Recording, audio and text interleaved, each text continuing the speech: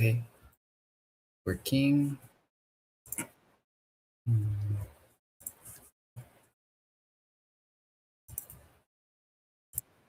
Okay,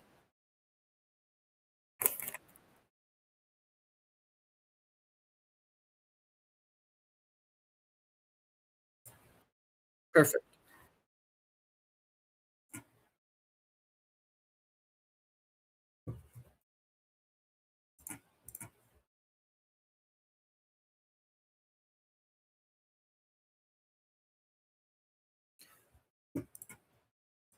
Do that.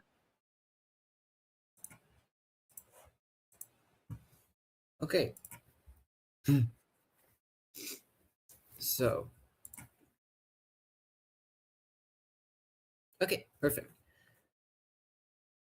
Stream is set up, and now, okay. I guess I should introduce myself. Hi, my name is AstroNebula 2. I'm hosting my first stream today, so if there's any hitches, please let me know. Still getting everything set up. Uh, I believe the audio should be coming through, so let me know if there's anything wrong with my voice, if it's too loud. And I've opened up some gameplay, so I suppose we should just get right in. And okay, it's just gonna be me today, no co-casters. So bear with me if I make any mistakes. Let's see. Let's fix this so that it shows the names.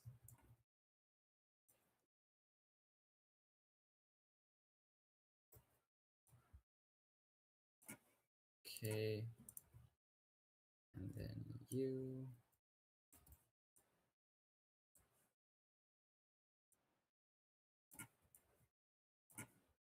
Okay, we've got the gameplay over here.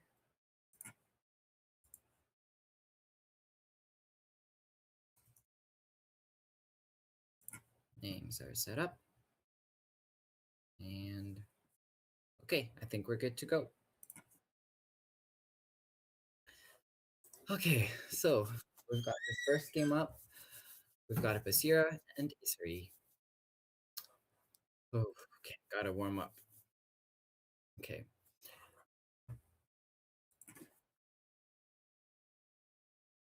All right. Let's pop right into the middle of this game. We've got a Basira versus Isri. Isri is playing, let's see, a deck archetype around the refinery. Okay. They've got one refinery set up right now, and we've got Basira, who's playing so far what seems to be a standard Basira. Set 3 and set 4. Okay. Audio scripts. Thanks, Endorvian. Okay. How many? Okay. No need to be stressed. Okay. Okay, we've got our first unique of the game, the Spirit Wielder. 3 cost, 201. 2 played from anywhere triggers gain 1 boost per boosted character control, and if you control a fleeting character, draw a card. Both get activated, and then he gains 1 boost. So, Asira has got this side. Okay, I'll update the week title. Oh, okay, no problem, Cole. You do that. I'm gonna focus on staying calm.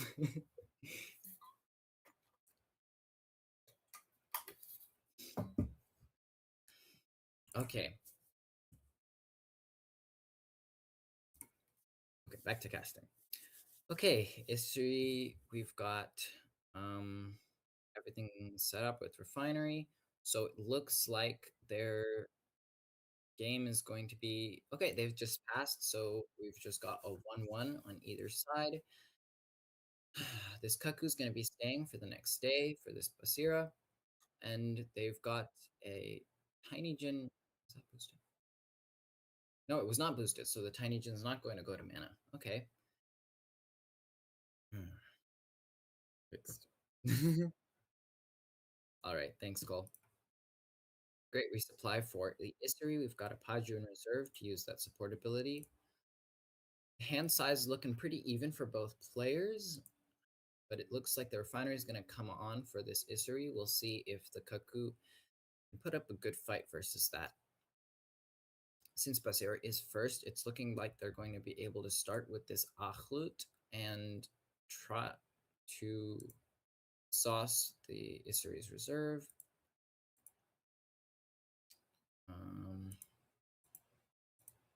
Okay. I forgot. I've got the. Okay. We've got the Basira mana and the Isri mana. This could be a day where the Basira chooses to play the Hunger if he feels that the Achlet isn't going to do enough. Okay, he sticks with the Achlet. We've got the Achlet's own boost, and we'll see if he chooses to use Basira. All right.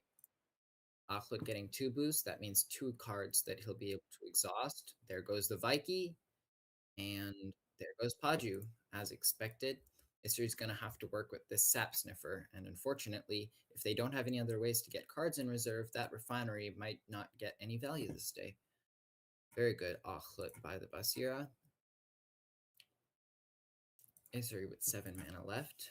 Got to decide what to do.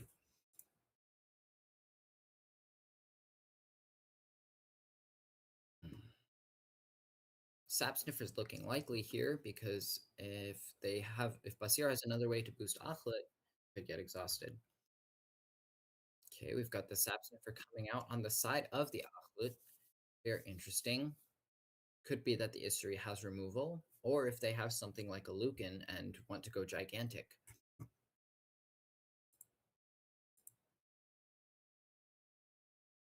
Oh, hang on.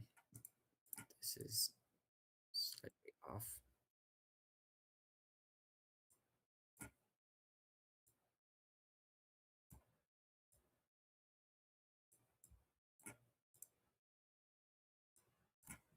Mhm.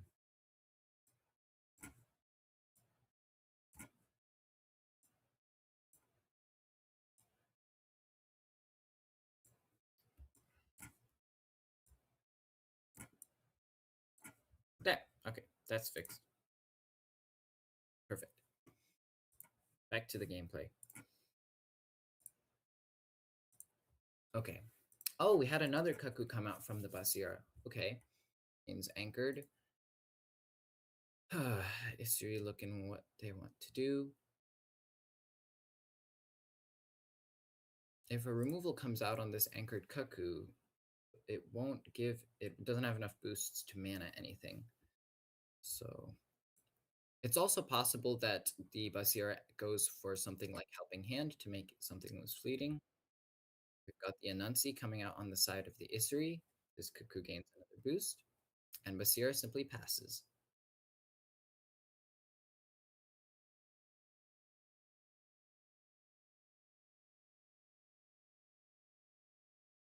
Yep, we've got a boom coming out from Isuri, so they'll be able to sacrifice probably Sap Sniffer and get rid of a card. Perfect. There goes the Anchored Cuckoo. A 1-0 for the Basira this day, but that Anchored Cuckoo goes away, so hopefully Isuri will have a lot less pressure from coming from that. Refinery getting exhausted. Looks like Isuri is going to be boosting Vaiki. All right.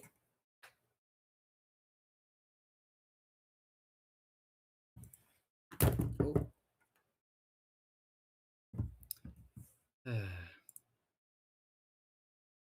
That's better. Okay. Sorry about that. All right. Coming up to the next day, Basira's got the hand advantage. Isuri doesn't look like they have any way to resupply, so they're going to have to work with the cards that they've got. Unless Basir has a way to get fleeting characters, the Spirit Wielder won't be able to draw this day. We're at the crucial 9 mana. Could go for something like an Arcolano Milk Hunger.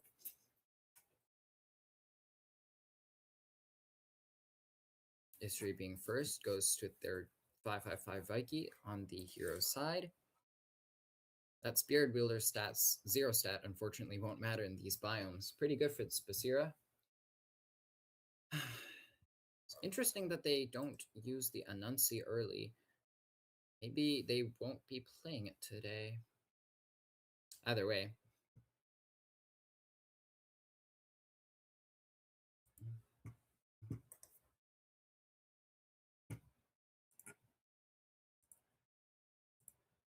Where is... Ah, here we are.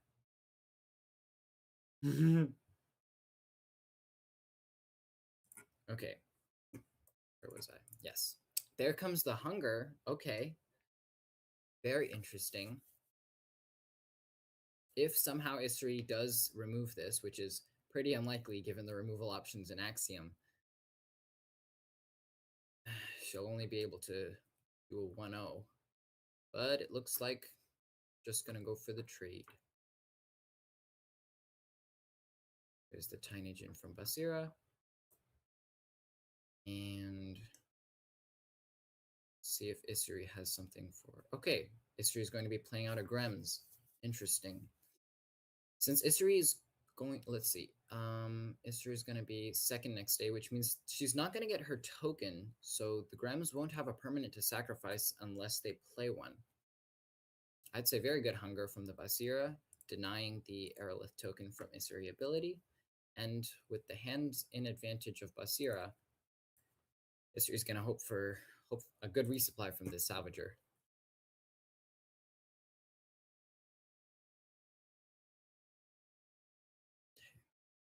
Biome's looking good for the Tiny Jin, able to play for the mountain on the hero side or blocking mountain on the companion side. Isri did choose to mana. Looks like they're really going to be hoping for that Salvager resupply. Basira coming in first, and Achlit here could be deadly. One was used, one could be in mana.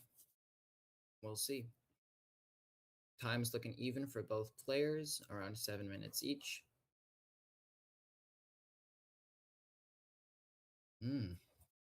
Basira taking their time. Have we seen any uniques come from Isri? Not yet. Okay. So they do go for the Tiny Jin on the companion side, taking advantage of the 3 in mountain. Isri going to respond with the Savager, going for that resupply. Oof. Unfortunately, they get a Gavroche. So many sacrifices, yet no targets to sacrifice.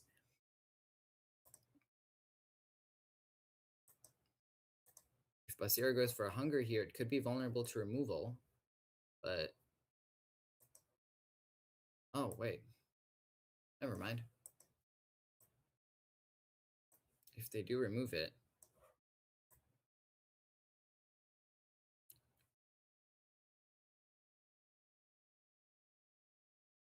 It's definitely possible. We'll have to see what's in both players' hands.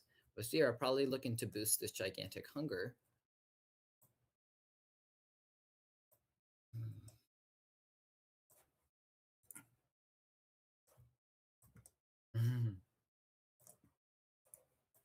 Okay, we've got a Chiron. They're going to be boosting either the Hunger or the Tiny Jin, and then the Batsira boost on top of that. There's the smart play. Don't stack your boosts all on one card. At this point, it's all on Isri, and of course, with nothing else left to do, Isri has to pass. Wow, that Hunger on the previous day totally wrecked them. That refinery was not able to get as much value as he probably hoped. All right, now let's go back to the tourney. We've got the Basira winning that game. And then, okay, round 1 is still going on. Let's go to a random game and spectate this one. We've got Akesha and Sigismar. Okay. Let's see. This game is actually coming to a close very soon. This Akesha seems to be playing an exhausting Nilam-based deck. We've got this Belasenka unique, as to be expected. Exhaust up to 2 cards in reserve. Very powerful with Nilam's up. It seems to have been exhausted itself from Sigismar's Jack Frost. Okay, we've got a Beauty Sleep coming out from Akesha. Okay. Mm, with this tiny jail and his other card in hand, it's looking likely that this is going to be a win for Sigismar. That does give Akesha another After You with the 1-drop. We'll see if they choose to do that.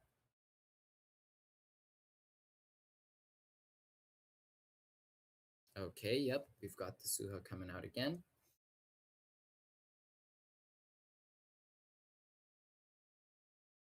And an Ortis Attorney from Sig. Okay. This may just be a tiebreaker game.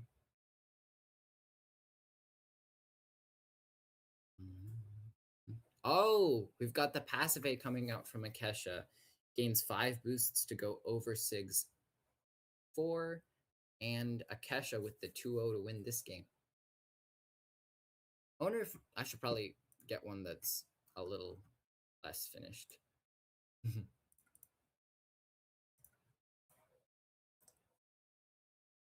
Nice to see an Akesha win. Okay, here's a much less progressed game.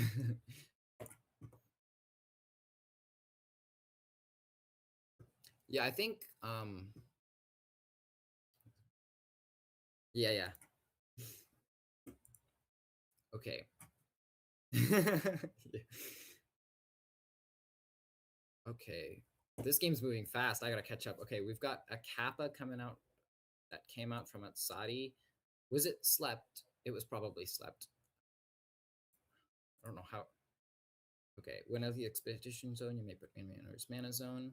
4 cost 4/4/5. And then 5 cost 4/4/5 from reserve. Okay. On the Fen side, we've got what looks to be a classic spell Fen deck. Oh, category Mage Dancer unique. They probably have more dice rolling than the average. Oh wow, the Atsadi, that's their second removal today, right? Duel of Grit into Mana Eruption. Wow, very interesting. Anansi, say bye-bye. Okay, we've got plenty of options left for Fen. They've still got cost reduction. If they play an Anansi from their hand, then they could end up using these support abilities to play something else as well.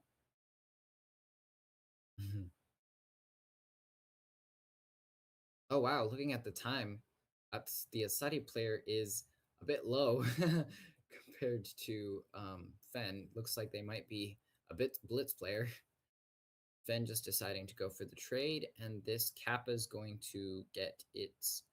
Oh wait, you may put me in my owner's mana zone. Okay, Asadi is going to have to decide whether he wants to keep it or throw it away. All right, Atsadi decides to mana it with only 2 cards left in hand. We're going to have to hope that Atsadi has ways to draw his first card of the day. Although, this could have drawn him a card. We'll see.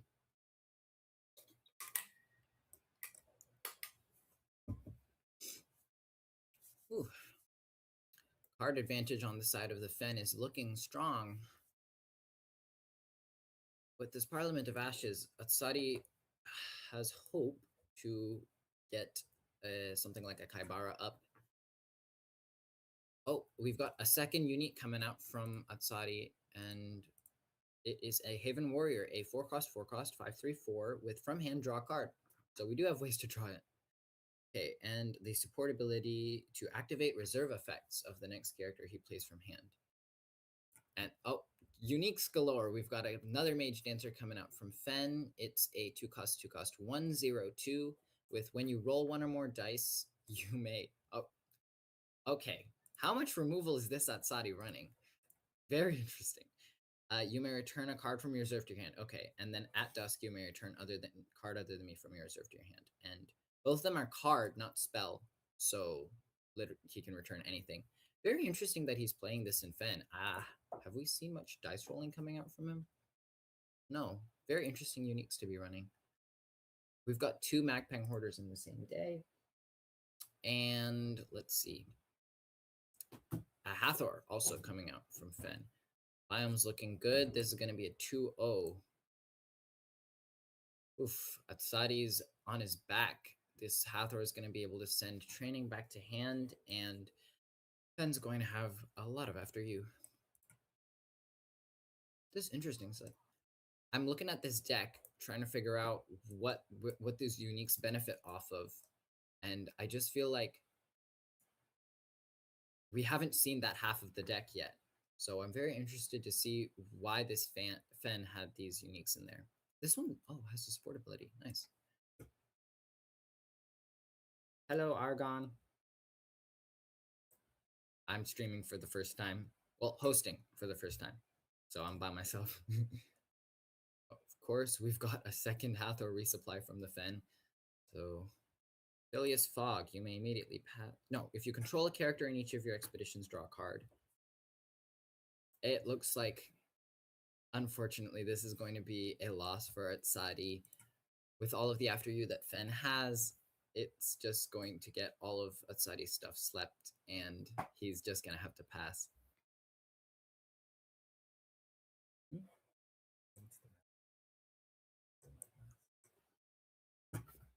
GG's, well played.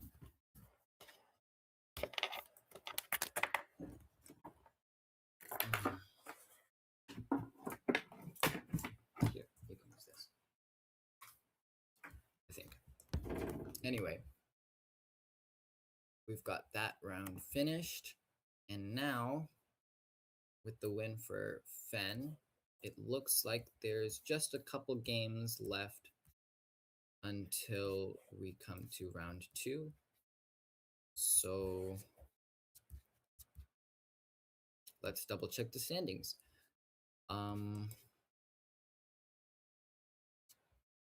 Nice to see some familiar faces in the winners. We've got people like Runefolk. Actually, there's actually a really good turnout today. How many people are there? There were 211 players in this weekly aces. Hi, Runefolk. I just mentioned you. So games are finishing up. Most of them should be on the end. Let's see, is this one? Okay, whoa. Okay, we've got another Fen with a Giga hand versus Bravos.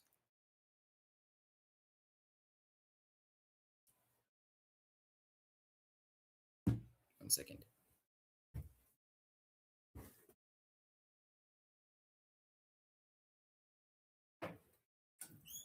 All right.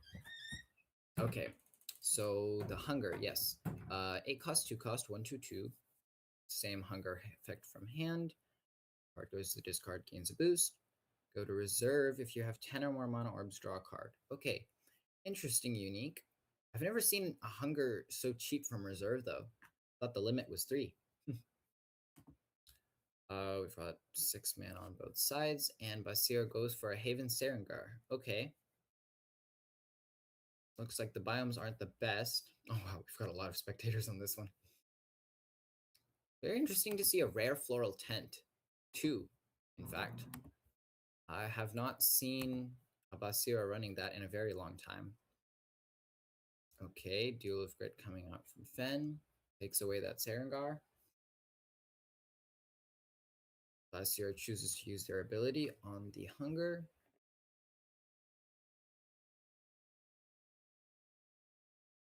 And we've got a Smoldering Gin from Basir. When you pass first, put the top card of your deck in your mana zone, and then at dusk, if you have less cards in hand, create an Aerolith and target players. Okay, stats are pretty expected for a Smoldering Gin. 4 cost, 4 cost, 2, 5, 2. Heavy on the mountain. Looks like he's definitely going to get that less than hand effect. So probably see an Aerolith over here by the end of the day. I wonder, is there a way for Fen to go over this? Anansi is going to be 5/5, so it would just barely block it.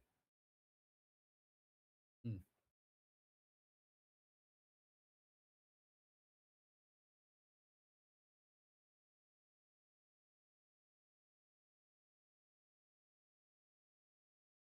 Taking their time. Okay, we've got an acapella training coming out. Looks like they want to get rid of this Smoldering Gin. I will say though, they would have had to discard anyway. It's nice to see that the rare floral tint's going to be getting some work done. I'm assuming Fen probably did have some removal for this hunger. You may put a oh, wow.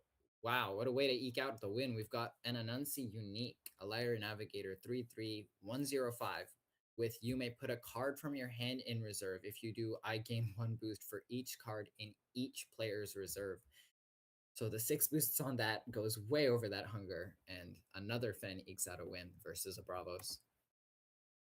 Nice to see that there's more Lyra representation. Or maybe I'm just lucky in the matches that I'm clicking and winning.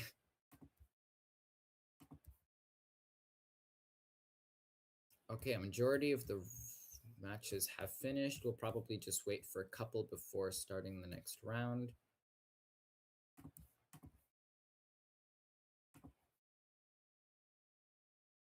Oh, wow, what did I click on? What is this? A Sierra beating a Sigismar with 2 hives up? Where are your license withdrawals, my dude? Wow, I'm glad I caught that. How many bugs was that? I didn't even see. There was like 5 bugs on the board. Nice.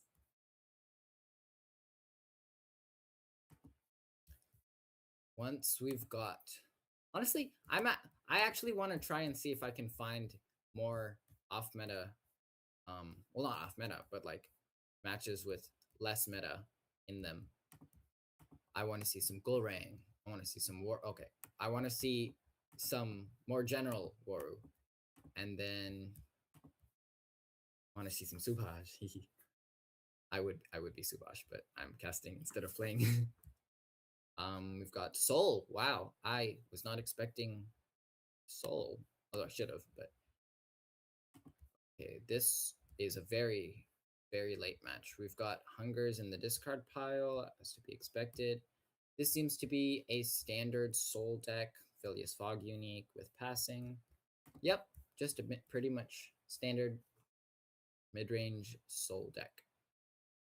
They've got a lot of Tengu uniques. Like I've just seen them everywhere. There's what's it called? Tengus with Rush, Tengus with Ascension. I've seen a lot of Tengus with the effect like if you control a character in each of your expeditions. Oh, really? Token Waru. Oh, so like with the cats. Oh, I see. Interesting. Nice to see that, Runefolk. There's sure to be a lot of variety. There's tons of players here. Finally, I think we should be moving on to round 2 any minute now. I think we're just waiting on one table. Ah, this one. Okay, I think round 2 should be beginning any second. Here we go. Round 2. Okay. I'm just going to scroll and stop. And we've got, okay, this one's in progress. Go to game.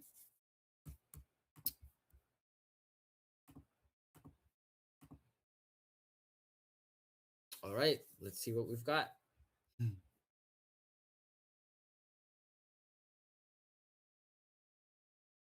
Okay, make sure it's showing up fine on stream.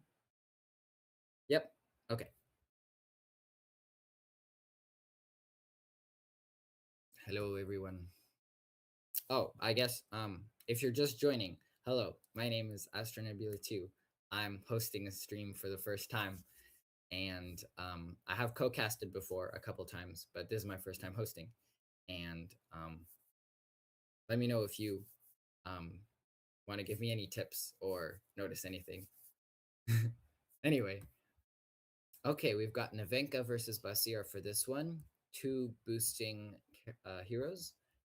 And have we seen, I mean, if we've seen D-Jack before, I believe we saw one of them before.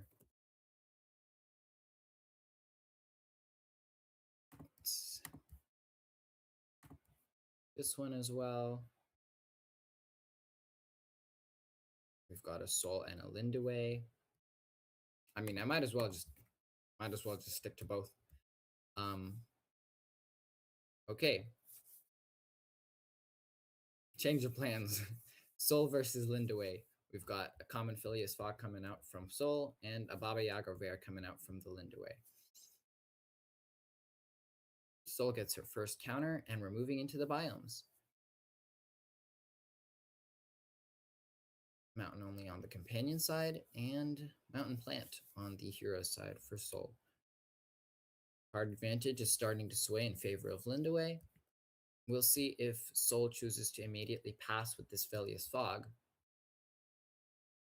Definitely possible if Lindaway starts with this Baba Yaga. Okay, Lindaway's first, and we've got a Tooth Fairy coming out. That's really going to hurt Soul. Unlikely they'll be able to pass first now, but we'll see if they have possibly a 4-cost character to go over the Tooth Fairy.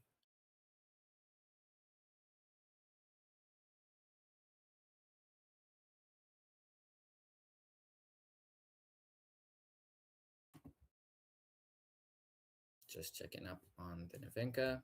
Oh, there was an Off You Go play day. Interesting. Oh, wait. Yeah, day one, no advance on that table. Interesting. Okay, Soul's taking their time. Looks like they weren't expecting the sabotage. Excuse me. Okay, we've got an Ultron teammate coming out from Soul. They're going to be rushing into a Tengu. Okay. And all right, looks like Soul is going to be able to get their second counter today. We'll see if Lindaway is able to put down maybe a landmark, something to sacrifice out. And we've got the Baba Yaga coming out from reserve. I'd say this is a very good play from the Soul. 1-0 on the Lindaway and second counter. Very nice. You never know. When you go for sabotage, you do lose out on stats. That's what happens sometimes. Very nice play from the Soul. We'll have to see how Lindaway comes back from this one.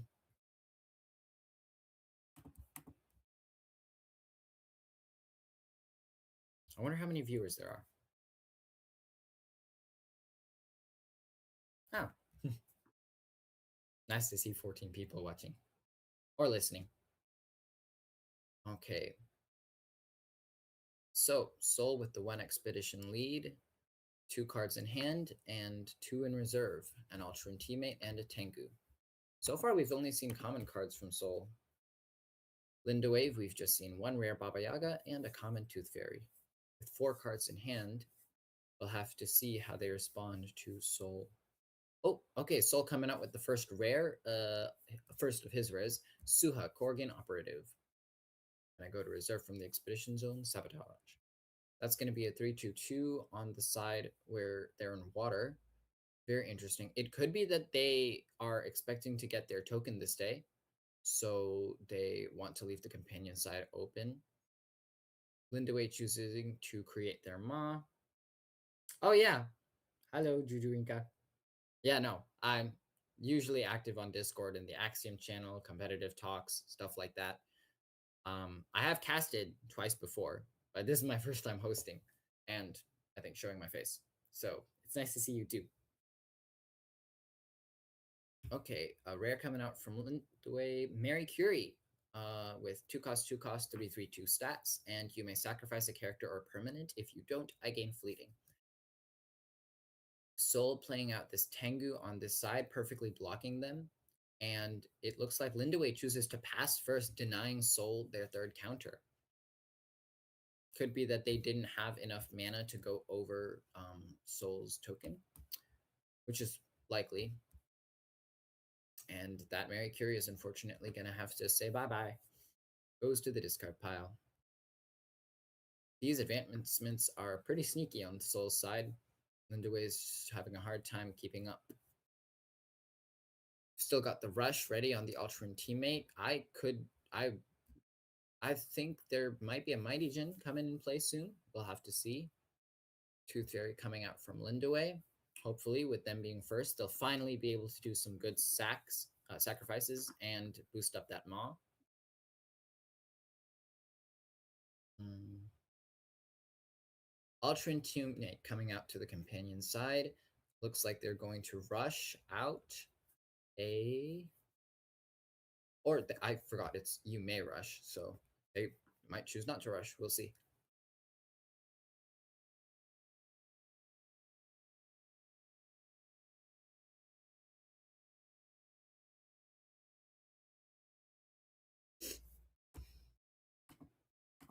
Double check discard piles. Okay, so we are rushing out a Priya. Very interesting. This is the rare, so it's got tough one with when my expedition moves forward, create an aerolith token in your landmarks. This is a pretty strong day coming out from Soul. With the passing first of the token, they'll be able to put 2/2/2 on the companion side as well. And that'll be 5/5/5 on either side. Very, very strong day. Let's see how Linda Way responds. Okay, they've got their Maw token up as expected with an Izmir Nurse to sack the Tooth Fairy. You may sacrifice the character. If you do, you may discard target permanent character or permanent with hand cost 2 or less. All right.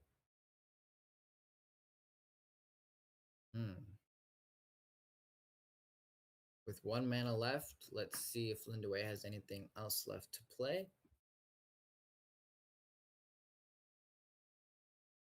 And Soul passes as expected. And Lindaway also passes. All right. Soul is still keeping up that 2 expedition lead, and that Priya is going to be creating an aerolith, which should be helping them greatly when it comes to resources. Interesting to not see any ramp. This is looking to be a really pretty aggro. I know, I'd say this is more of a mid-range Soul deck. They've just got stats upon stats upon stats. And this Suha, of course, I've seen this a bunch in Bravo. Suha's one of the, I think one of the few sabotage cards that does not lose 1/1/1 or more for its sabotage because it is delayed. It's when it goes to reserve. And then from reserve, it is a 1 cost 1/1/1/0/0. So, okay, we've got a jellyfish coming out from Lindaway. They've got the rare. You're pretty much always going to be seeing either the common or the rare in Lindaway. So they have sacking the jellyfish with the Moth Lantern. We've got the boosts on Maw. And the ability to still play Izmir Nurse, Moonlight Jellyfish, whatever they need. Parliament of Ashes coming out from Soul tells me that they've probably given up on trying to play Hunger. It's not like there's much to Hunger on Lindaway's side, no landmarks. But with Lindaway just passed. Oh, interesting. Okay. Didn't make sense denying the Soul their counters. And the board just keeps on creeping up. Now that Lindaway's got this Moth Lantern set up, it's definitely possible. Ooh, Hunger resupply. That's a very, very interesting. I feel like if Soul had gotten this Hunger first, that might have been, or sorry, gotten it in hand. That would be a very, very big difference between resupplying it. Would have gotten he would have been able to get rid of all of this. Okay, we've got the jellyfish coming out from the Lindaway for the After You. We'll see if they want to play this Izmir Nurse for the stats over here, or if they want to use the After You support ability.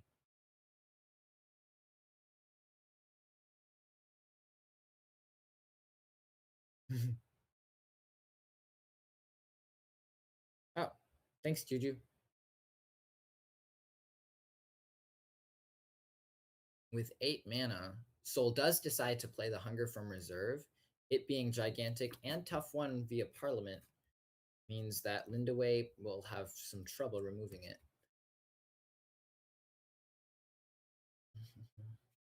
Okay, drawing a card from Baba's Ispa will let Lindaway have even more After You synergy. Okay, Duel of Grit is going to be sending to reserve this jellyfish. Okay, that's actually a very powerful Duel of Grit right there because it gives Hunger 2 boosts for 2 mana, and it sends to reserve the Jellyfish that Lindaway likely wanted to draw a card off of with Baba's Ispa. With the pass coming from the Soul, we've got the token, of course, on the companion side.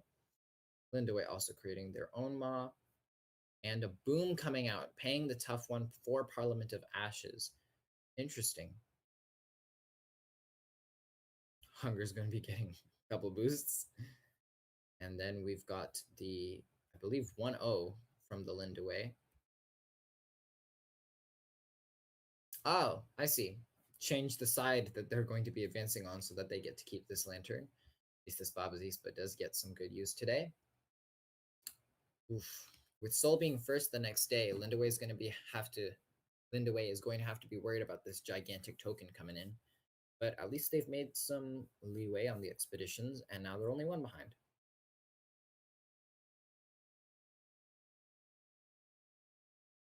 Okay. Hand size advantage going to Soul, but Lindaway does have access to this Jellyfish, which could give them a much needed draw.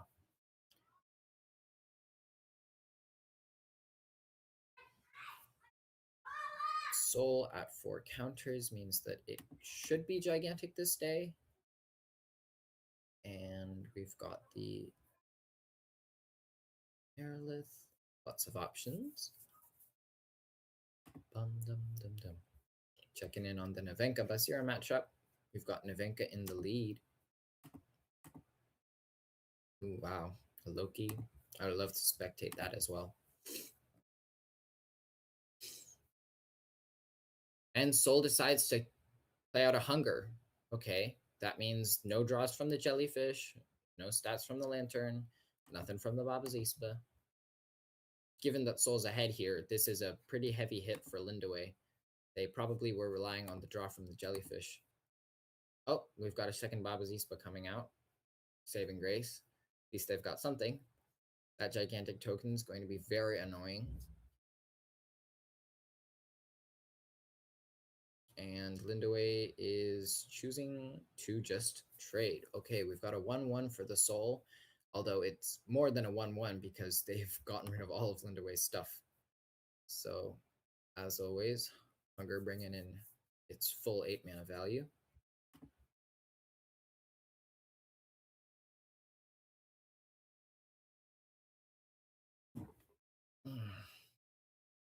Okay, Lindaway starting first with the 1 cost after you from the Alchemist. This is a very critical day. Either Soul wins or Lindaway brings it to tiebreaker. There's a chance Lindaway could win here. Parliament of Ashes being gone means that Lindaway has a chance to be able to use for some removal with the after you from the Baba's Ispa. So Soul has to decide whether they want to play out this Hunger. And of course, it's another Parliament of Ashes. Yikes. Okay, we've got the Maw coming out from Lindaway. Much needed Gift of Self coming out.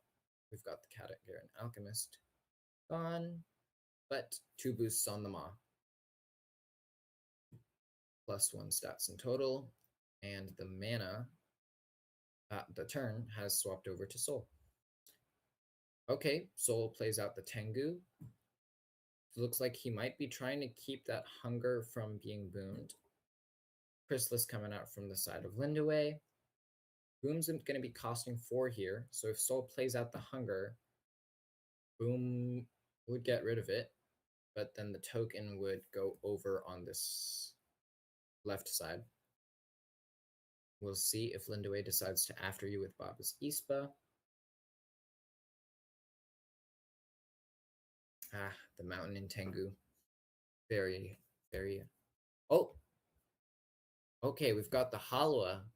Gigantic tough 1. 6 cost, 6 cost, 5, 6, 4. Very interesting. Lots of stats for it being gigantic, and that's the tough 2 on the Halwa from the Boom. Monomoth coming into that expedition, and Soul passes first. Unfortunately, there's not much Lindaway could do here. Tengu by itself goes over that Monomoth, and the 1-1 trade leads Soul to the victory. Ah, Parliament of Ashes and Hunger. Unfortunate for Lindaway, who definitely does need to rely on those Babas Ispas. Checking in on this match. Okay, so let's do a quick summary of the uniques I've seen so far. We've got the Loki. From hand, 6 cost, 6 cost, 775. Good stats. You may put a card from your hand in reserve. If you do, each player discards their hand and their reserve, then draws 3 cards. I mean, that's not exactly a condition on Loki because that card would have been discarded anyway. So just a regular Loki condition for 1 mana less and with way better stats. Very, very good Loki unique. Oh, we've got another Loki unique. Played from anywhere. If you control one or more landmarks, each player discards their hand and their reserve, then draws 3 cards. It's also got the same cost, slightly worse stats. Makes sense since it's got the played from anywhere trigger. And then, of course, this mountain guide. When I leave the expedition zone, if you have 6 or more mana orbs, you may return a card other than me from your reserve to your hand. Same stats as a contortionist.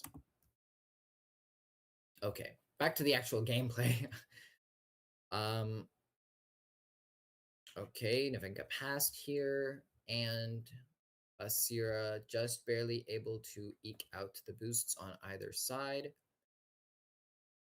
using their ability. It could be nobody advances this day. Okay. Because this Talarian skater is slept, however, this means that Basira is going to have the advantage. We've got so many Parliament of Ashes. It's no wonder this card is like, what, $4 or $5? Very, very powerful. Okay.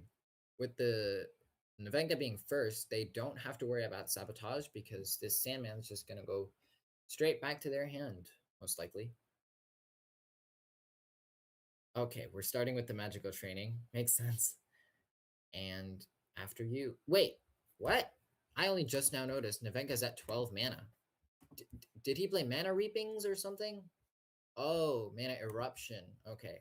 Basira played Mana Eruption, which led to them falling behind in mana. I wonder if they played any Mighty Djinns, which I believe are the only ramp in Lyra. Another magical training coming out from Navenka, drawing another card. 2 mana for 2 after use. Okay, Basira coming out with the other Talarian Skater, all the way down to 4 mana. It's looking very, very scary. Navenka chooses to. If he plays magical training from reserve again, that'd be very silly. Okay, instead we're going with the Sandman from reserve. 7 mana left. Not quite sure what they could have in hand here. Okay, another Sarengar on the side of Basira. They're choosing not to put it on the Sandman side. Okay, Hathor could be seeing a Duel of Grit here. Oh, a Fire Rabbit. I see. Gets fleeting, and they're going to give the Talarian Skater a boost, then exhaust Basira, and most likely give the Fire Rabbit a boost. There we go. On Navenka's side, if they've got any 2-drop, they can draw a card off of Magical Training and still advance here.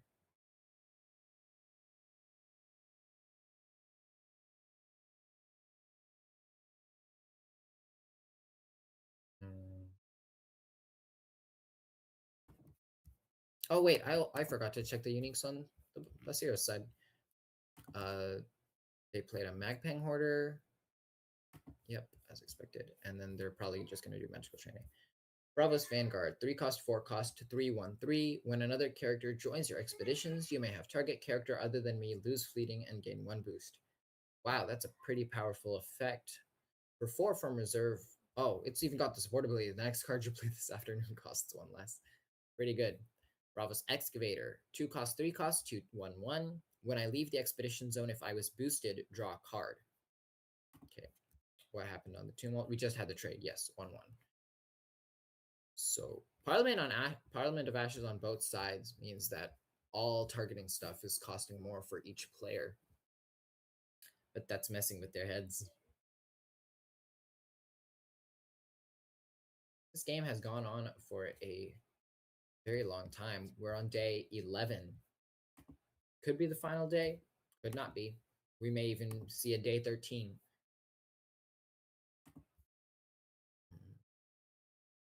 Fire rabbits are gone, and the Sarangars are gone. Chiron. Okay. Basira's mana curve pretty low down to the ground. Not really much. Navenka's got another magical training. Is it their last one? Navenka gets their last magical training. And we of course have more after use going on. Hathor.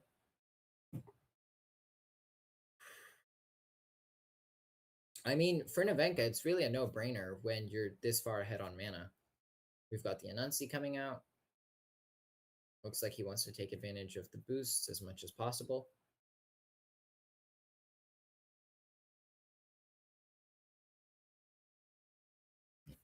How's the progress on round 2? Oh wow, we've actually got about, I'd say, half of the matches, maybe a little more than half done. We had a scout from the Telerian skater from Basira.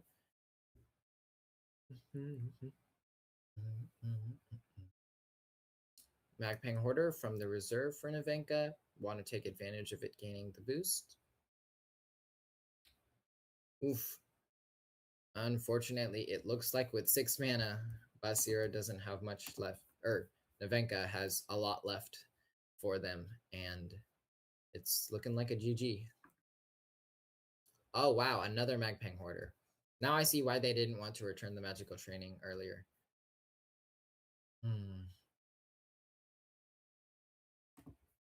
Wow, we're seeing lots of Bravos losses today. Statistically, we should keep looking at more rounds. See.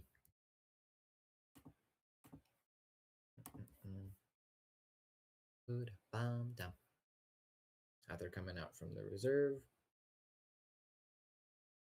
And we've got a 1-0. I wonder if I can translate this. Oh, wait, no, I don't have the. GG to Rico Fenwick. We've got another Lyra win. And then now let's hop on to another in progress game. Most of these are at around 50%. How does it calculate the percentage? There can be a different number of games or different number of days in any given game. Okay, we've got just around 5 or 6 tables left. Oh. Zhen. Okay. We do have lots of different representation here. Okay, Zhen v Kojo. We had, okay, Kojo passes here. Wow. That's actually a very interesting lineup. Wow, I've never seen an Ortis deck list with this many support abilities. Isatalk, Ebenezer Scrooge. That makes sense because of the uniques. Yeah, no, that makes sense. When another non-token character joins your expeditions, resupply. 2 draws from the Isatalk here. It looks like this is just going to have to be a win for Zhen. Maybe I jinxed it. Maybe all the Bravos heroes are going to be losing today.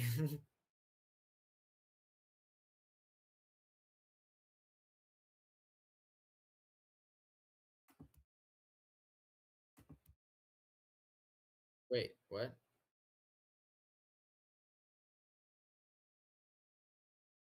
What are you yelling about? Wow, that's actually really nice to see. A Zhen winning. Were there any? Nice. GG to Tatomate. Okay, we should see round 3 popping up any minute now.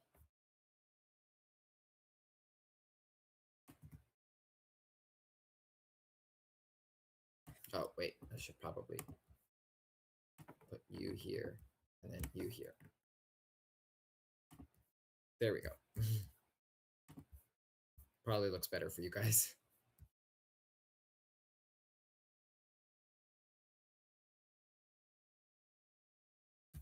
Yep, most of round 2's finished. We've got about 3 tables left. 4. 4 tables left that are all almost done. So, okay. What other heroes would have we not seen? Let's see. We haven't seen any Muna. We saw that Sierra from Axiom, we've seen Bravo, Slyra, Ordis, and Izmir. We haven't seen any Muna. Let's see. Is there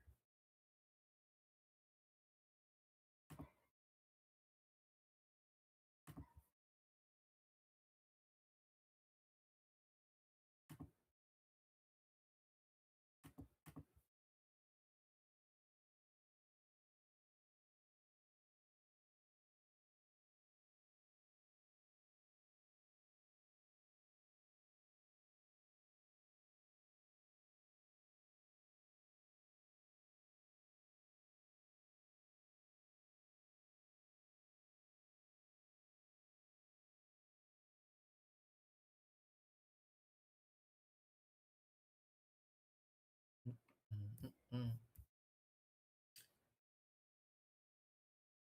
I don't oh wait, I forgot. I'm not supposed to be this quiet. um Maybe I should ask a question. Let's see. What heroes do you guys want to see in what heroes do you guys want to see? Maybe I can try to um cater to the audience.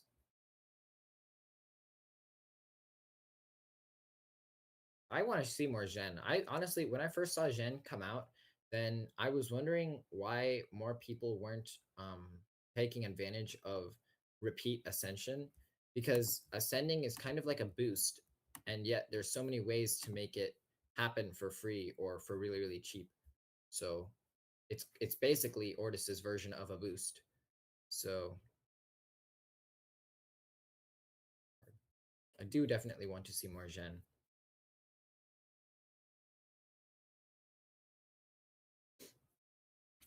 Now let's see, where is, oops, let's do that.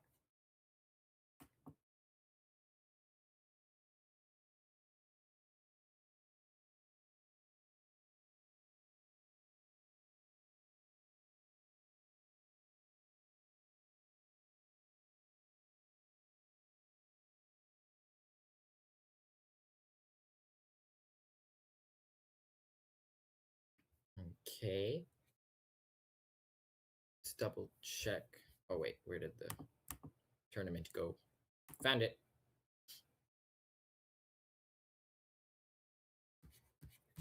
Okay, we've got finished, finished, finished. Let's see this one. Maybe that one just now finished. Wait, what was on there? Whoa! Oh my goodness. This one has, even though it's about to finish, this one has an Atsadi with enhanced prototype uniques. I have always wanted to see these. You may spend 1 counter from a card you control or in your reserve if you do ready 2 mana orbs. Oh, these aren't the ones that like cost 4 mana. Ooh, okay. Beauty Sleep coming up from Reen. I wonder why they didn't opt to keep stalling with Resentful Robin.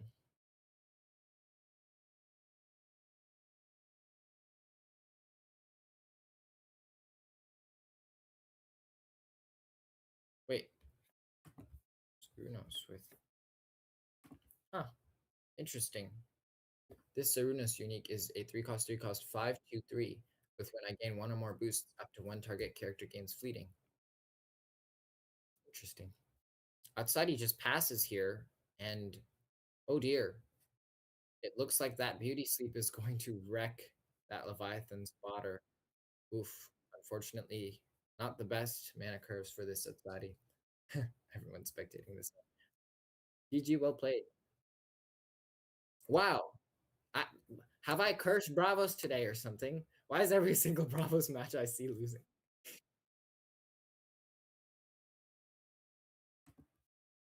Okay. I mean, I'm glad to see all the off meta picks winning.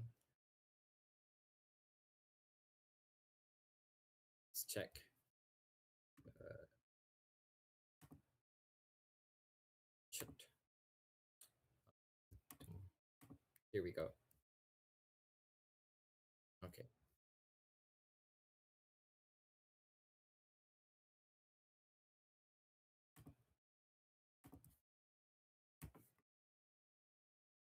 I believe that should be round 2 finished.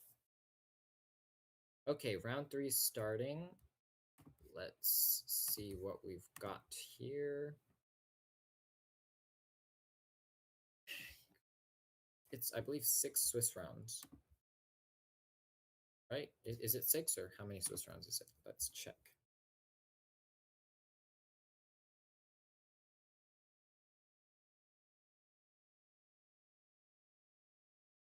7 matches. No, 6. I was thinking of something else. 7 matches. Okay. Let's find a match since round 3 is starting.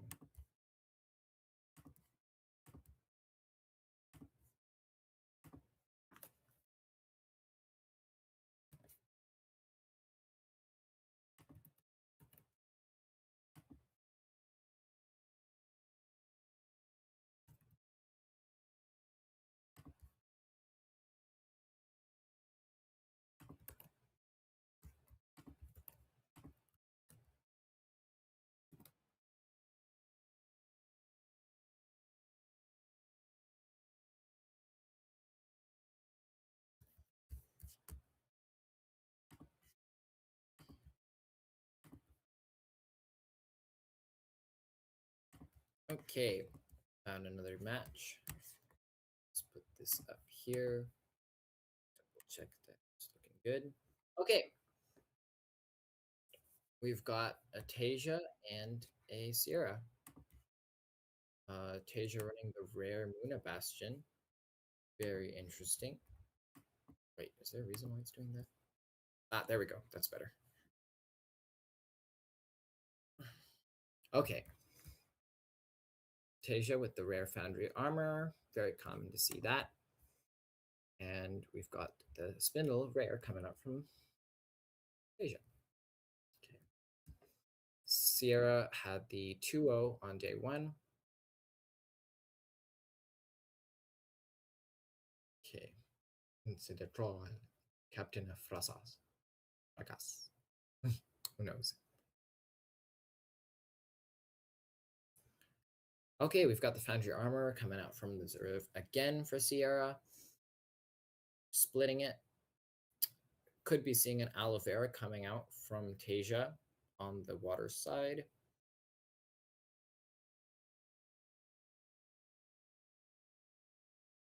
Taking their time to deliberate. Oh, interesting. They choose to play Requiem. I would think that they would save that for a permanent, perhaps. I wonder what they have instead. Could be that Tasia just has unlucky draws here. What's this plus? Oh, okay.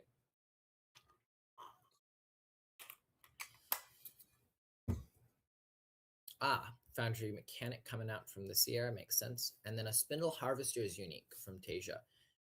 At dusk, if I have 1 or more boosts, draw a card. Ooh, that's a really cool unique, actually. Since it's at dusk, anytime it gains Anchor, that effect gonna trigger twice.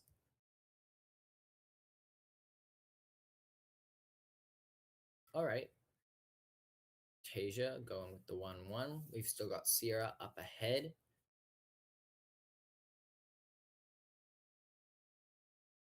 This is a crucial day. That mechanic being in reserve means that a hive could be coming out.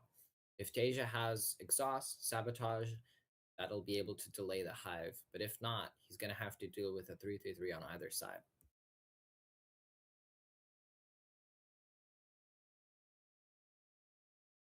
This is going to be, yeah, this is only going to be able to gain one boost. So he plays this and possibly removal. They should still probably, or Sierra would still probably get a double advance in. Okay, starting with the spindle harvesters as expected. That gains anchored. Unfortunately, there is no mountain only for the Tasia to block. So Sierra's got plenty of room to breathe with that water stat. A unique coming out from Sierra now. The Frog Prince, 2 cost, 3 cost, 3/2/3. With when you play a permanent with hand cost 3 or more, you may sacrifice a permanent. If you do, I gain 2 boosts. Oh no. I have a feeling I know what might be coming. If there's a drop ship in hand here, that might that might suck for Tasia. What I'd do here if I was Tasia is play something over on this side, knowing that, yeah, something like that. Knowing that, oh, wait, this is only a 0/2/2, which means if that is oh, it's a depot. Whew, that's close. Yep, okay. Oh, no. How did I forget about Sierra ability? This does end up being a 2-0 for Sierra. Axiom player, I should know this. I was too focused on Tasia, I forgot to account for Sierra ability. Wow, 2 draws and a 2-0. This is very powerful, unique indeed.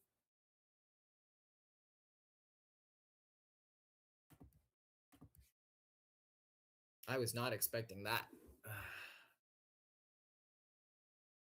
At least we've finally got some anchored stuff for Tasia.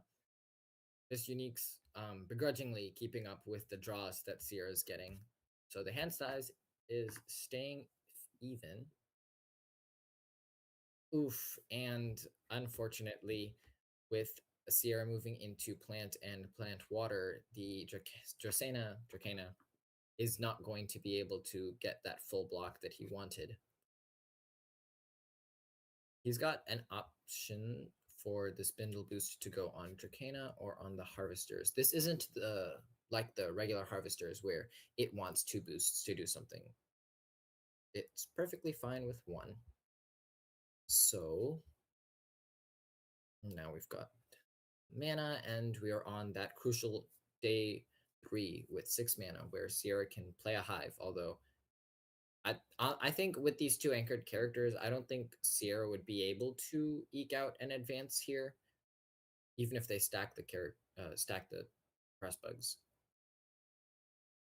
Okay, we do give the boost to the harvesters. Makes sense.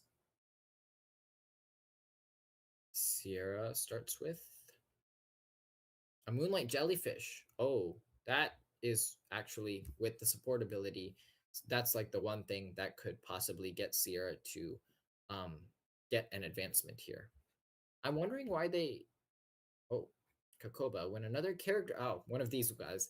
If you control 2 or more plants other than me, up to 1 target character with hand cost 3 or less gains anchored.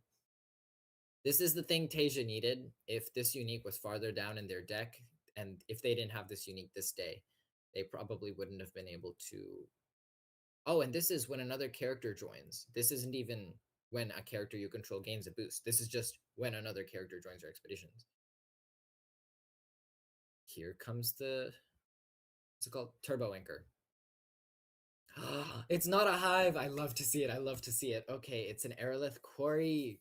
I haven't seen this like at all in tournaments. Um, At noon, if your opponent is first player, create an Aerolith token in your landmarks, and when you sacrifice a permanent, you may exhaust me to give target character 1 boost. Interesting. I wonder what they could have for 3 mana. This isn't going to be able to get a sacrifice. It's possible they have something like Boom. We'll see. Okay.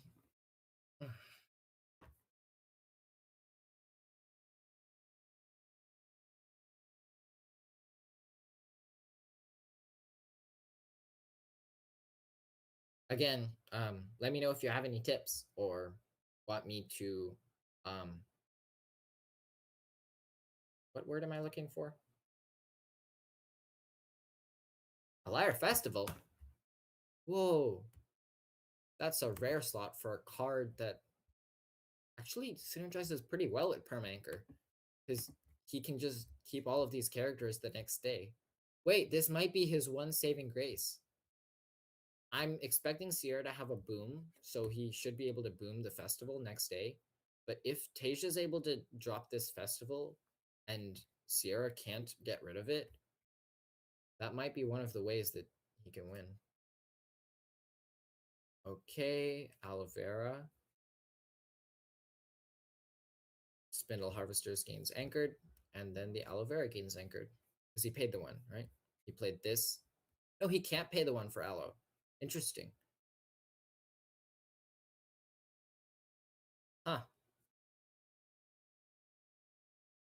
Okay, that blocks. So this is just going to be a 1-1. I'd say this is a very, very good state for Sierra to be in. Unfortunately, Tasia is going to have to discard, what, 3 cards? 3 cards from their reserve. Don't know if our festival is going to be the right play with only one of these anchored. I'd say he definitely keeps the Kakoba and maybe the Floral Tent. Ha! I did it. Ha! I got in his head. I don't know why I'm so... Anyway, I can't wait to see what his third unique does. They seem to each be... Like, he doesn't have, like, 3 permanker uniques, you know what I mean? Like, he's not playing the Spindle, Harvester, Ogun, like, default Tasia permanker. So I can't wait to see what he's got here. There we go. Spindle gets another boost. Got an Aerolith for Sierra. We'll see if Tasia can claw back this lead.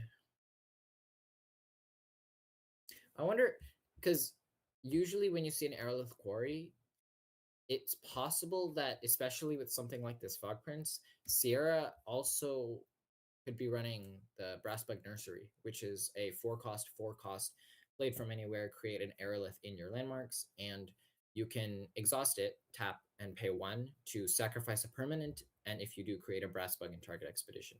So, okay, never mind, he does have an Ogun. Plants you control other than me gain 1 boost. When a character you control gains 1 or more boosts, if you control 3 or more characters, up to 1 target character with hand cost. So this just synergizes with itself really well, and then it's got a really good support ability. Huh? Boom. Okay, he's gonna pay the 1, or is he gonna get rid of the... He's gonna get rid of the Bastion. Interesting.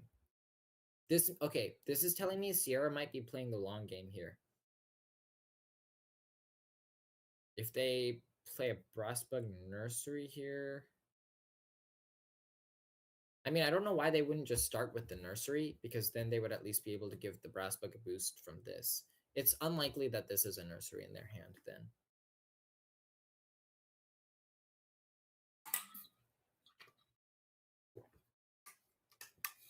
Aloe Vera coming out from Tasia. Unfortunately, no water stat for it to block, but it's got substantial stats nevertheless, and at least he's in the starting biome, so he'll be able to take advantage of the water stat.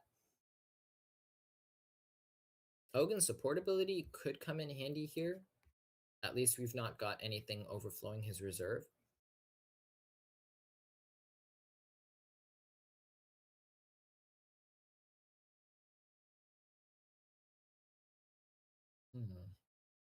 Ogun, Vikey. Okay, there goes the Vikey. No harm in playing it. His reserve would overflow anyway. I bet he wishes this Spindle was on this side.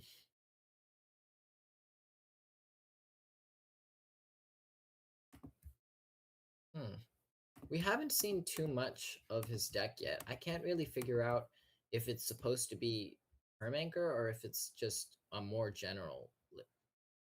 Is he sleeping the Spindle?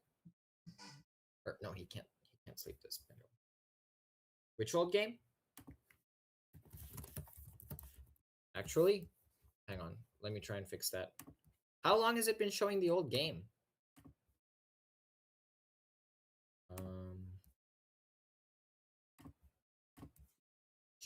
source.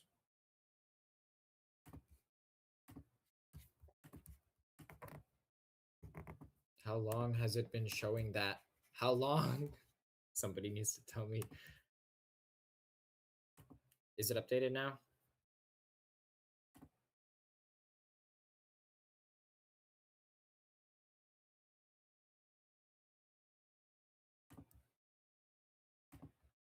That, is that better? I hope it's better.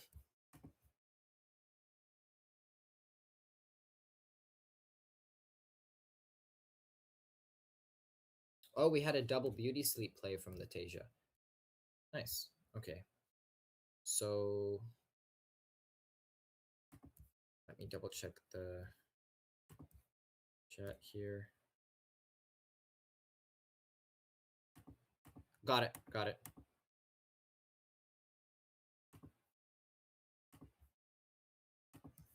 Thanks. It had the wrong window open. Thank you so much, though. That's really helpful. I hope it didn't mess anybody up.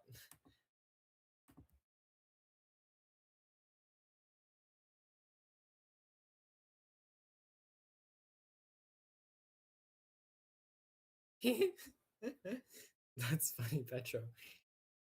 No, yeah, I'm cheering for the Sierra too because I really want to see. I just want this game to go on as long as possible so I can see what's in both of these players' decks because they're both very intriguing. I really want to see whether the Sierra is running Brassbug Nursery, and I also want to see if this Tasia is going to try to do a Lyre Festival play. Unfortunately, these two Beauty Sleeps are gone, so I don't know if they're going to be able to do that.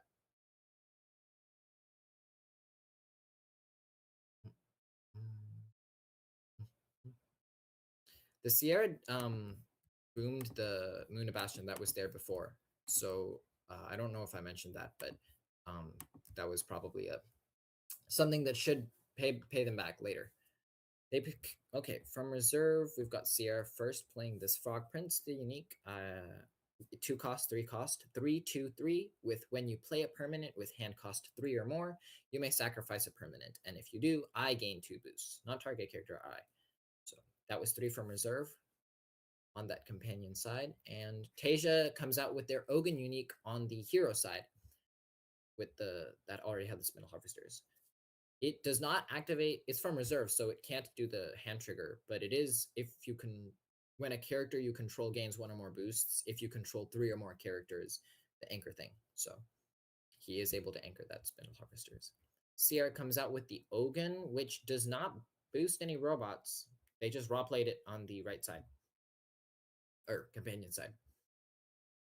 Tasia's ruling with stats right now. They've got 686 on the hero side, compared to Sierra's 222 from the Viking. And then just now they played their Kakoba and is now at 646 on the companion side, compared to Sierra's 534.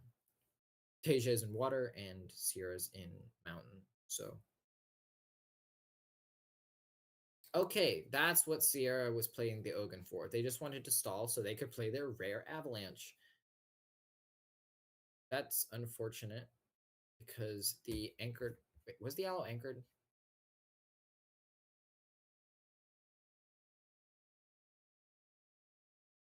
It was not. So he doesn't get rid of the anchor on it.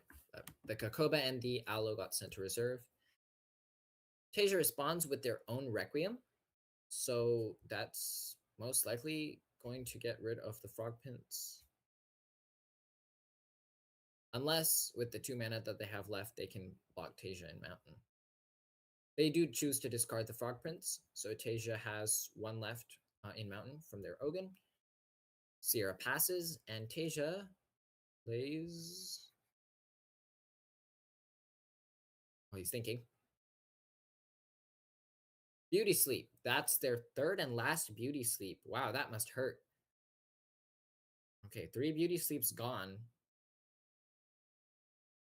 He does get the 1/0 though, so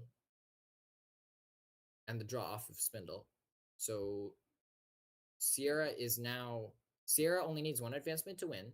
They're in Plant on companion side, Mountain. No, sorry. Plant in hero side, Mountain on the companion side. Tasia needs 3 advancements to win. So they're in mountain on the hero side and water in the companion side. Current state, players are Manang. Ogun is a 2/1/1, so just one in mountain, one in water on the companion side. And then Tasia's Spindle Harvesters are a 3/5/3 with 5 in mountain. They're in mountain only. So at noon, nothing happened for Tasia, but Sierra did get the Aerolith because Tasia's first.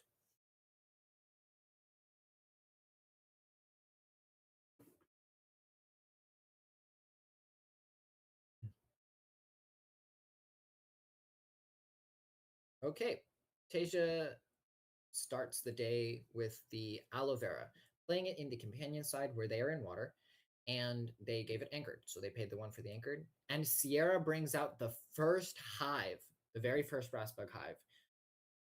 6 mana, and they exhaust Sierra to create a brass bug on the companion side, and then the hive creates another brass bug also on the companion side.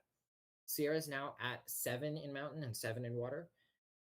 Tasia is at 3 in mountain, which they need to block Sierra on, and 5 in their own water. With 3 mana left, it's possible that Sierra has something like a boom. They have a hive, quarry, rare, and airlith in their landmarks. So boom could sacrifice the airlith, and that would trigger quarry to be able to exhaust it and give target character 1 boost. It's also possible Sierra has something like a bug out bag, foundry armor, which we did see them play on day 1. Tasia plays a rare spindle harvesters. Oh, Sierra went with a brass bug dropship common.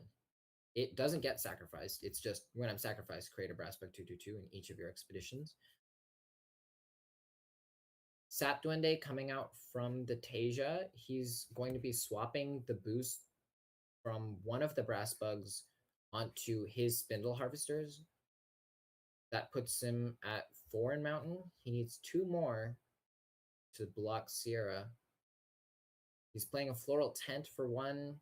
Oh, and the card he needed just gets resupplied. He's resupplied into an Ogun off of the floral tent. So that's GG. Okay, GG, well played. It looks like Sierra wins with a brass bug hive on the last day.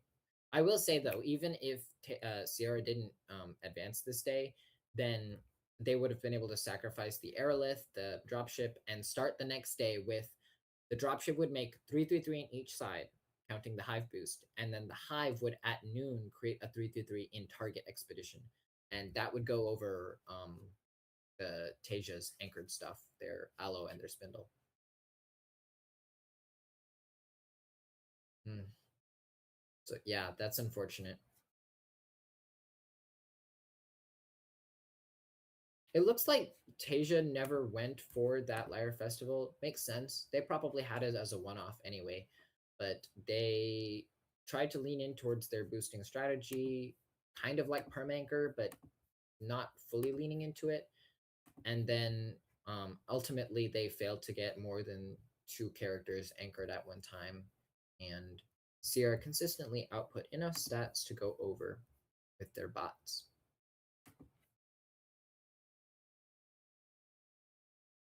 So there we go. Sierra wins that game. And now we're going to have to find another one.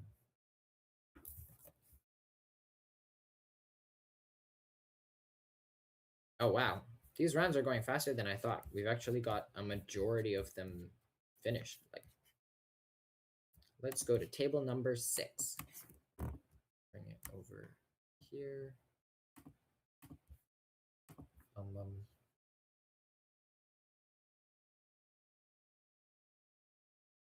oh, this table's almost done. It's another Sierra versus Fen. Okay, this Sierra got their uniques early. Let's see this excavator. Played a California. 3 cost, 3 cost, 3/2/2. With from reserve, you may sacrifice another robot or permanent. If you do, I gain 2 boosts. Otherwise, I gain 1 boost. And when I leave the expedition zone, if I was boosted, draw a card. It's also got the support ability. The next character you play this turn gains 1 boost. Another unique front that Sierra has in their discard pile is an Axiom Salvager, 2 cost, 1/1. You may sacrifice a character from hand. You may sacrifice a character or a permanent if you do resupply. When you play a permanent, I gain 1 boost for each landmark you control. Pretty decent. Looking at the current board state, Fen is currently 1 away from advancing, while Sierra is 2. Fen has like 6 cards in their reserve. They're playing just the standard spell Fen with, Inkcaster, Sleight of Hand, Magical Training, Lyricine.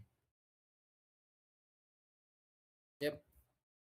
Okay. Sierra plays out a Foundry Armor onto the hero side. They've got 3 mana left.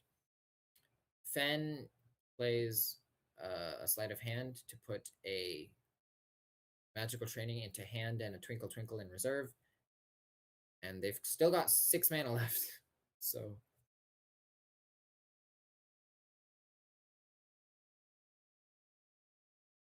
Sierra plays out an Abandoned Depot to draw a card. They exhaust and create their Brass Bug in the hero side. Sierra is currently at 9/10/9 and 2/2/2. And Fen is at hero 7/7/9 and companion 1/1/1. Lyricine coming out from the Fen gives that token 6/6 5/5/5 for 5 boosts, and that's GG. They could even play the Lyricine again and then boost the Aloe Vera. They had 6 whole mana left. Technically 8 if you count the support abilities of the Twinkle Twinkle and Caster. Which is why Sleight of Hand is so good, is because it costs 1 mana, but you could put a card like he did, Twinkle Twinkle, in reserve with the support ability and get that cost reduction. All right, Fen won this one. Hey, wait, this Sierra is playing Rare Aerolith Quarry too.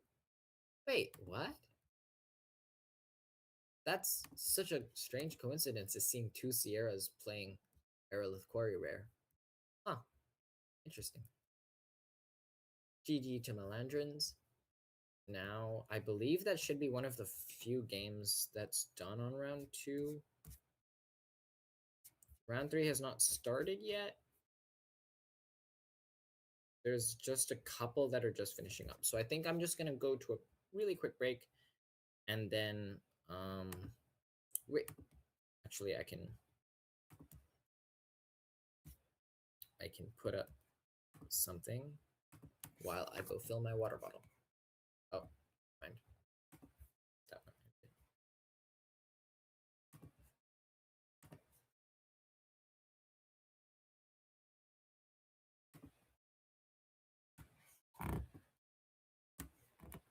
Okay, you guys watch this absolute behemoth of a Golrang.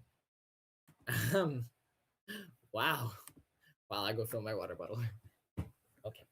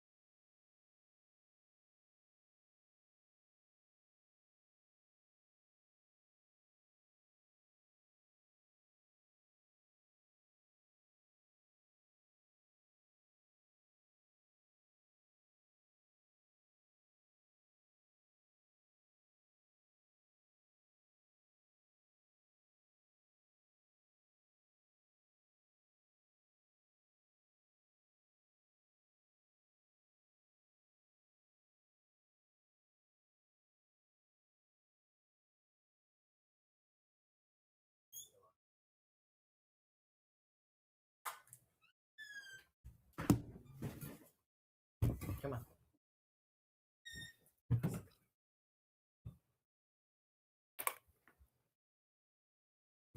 Okay, fix the camera. Perfect.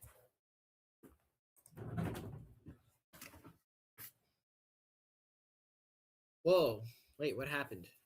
Did nobody advance the previous day? Or have they just been taking their time thinking? Okay, got it. Whoa. When another non-token character joins your expeditions, you may sacrifice a character if you do. Whoa. Wait. When another character joins your expeditions, you may sacrifice a character. Oh, is this what somebody mentioned that there was like a sacrifice Gorang?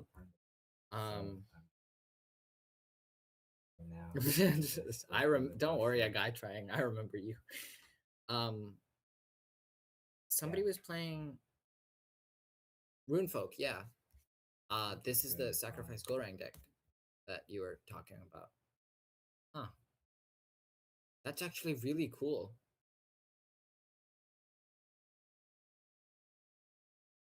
Okay, put that back. Okay.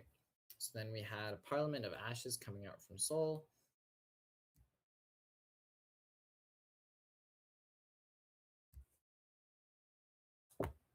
More sacrifice shenanigans coming out from Gorang. And Soul with only 2 mana left. Let's see what they do. Aha! Yeah, this is the last game running. We've got a bunch of spectators coming on.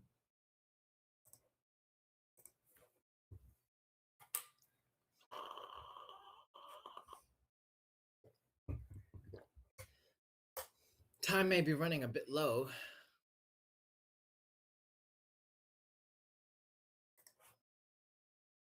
This is, I believe, round 3. I can double check. Yep, it's round 3. 3 of 7. If you did just join recently, this is welcome back. Or no, sorry, welcome. I'm Astro. I've just like co-casted a couple times before, but this is my first time hosting a stream by myself. Okay, Soul played out an Arcolano Milk. And then, okay. Wow. Gorang just has infinite options because half of their deck is in their hand. Fire Rabbit coming up from Soul, and there goes the recruit in the companion expedition. And Gorang plays some more Ordis Cadets. Thank you. Lots of spectators here because the round is closing out. I don't know how. Yeah, I don't know how you're supposed to deal with this. This is a very, very insane. Like, because it's a Saudi v Gorang, and really it just goes to, you know, that the game's going to last long because both of these heroes aren't really going to be advancing that much in the early game. So the fact that both of them went to the late game just means that we just gotta wait and see whose late game's better. Ha! A guy trying asked if I'm able to respond to the allegations that the A.W.O.L team asked me to commentate solely to keep Subash tournament win rate down. Unfortunately, a guy trying, I would love to say that, but I think the answer is quite plain obvious. Even if I was playing in the tournament, I don't think I would be helping Subash's win rate. Ironically, it might be better if I'm not playing to keep Subash's win rate up. I'm always just trying weird shenanigans with him, and so I don't win that often when it comes to competitive tournaments, but I do have tons of fun. So many boosts. Now that is something that I really, really love. And Abby. I was actually thinking about Abby last week, about how it should be used more in Ordis because, yeah, you're like, oh my gosh, it's just a worse charge because it's only augment, not boost. But then it itself is a character, so if you don't want to do the 2 mana for charge, you can just play it for 3 mana, and it itself can get boosted, and it can boost other cards. So I would say Appy's definitely an underappreciated card. Feels like the next round should be starting any second since everyone left. And yep, we've got round 4 coming up. Let us go to table 82. I wonder what's going to be in here. Just got to refresh since people just joined.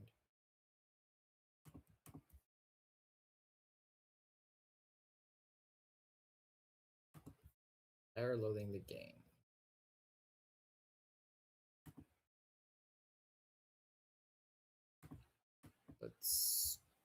Hang on, let me try this again.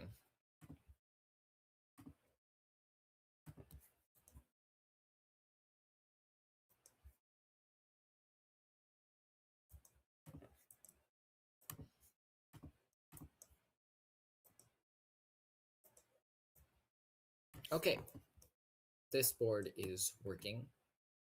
So, wait.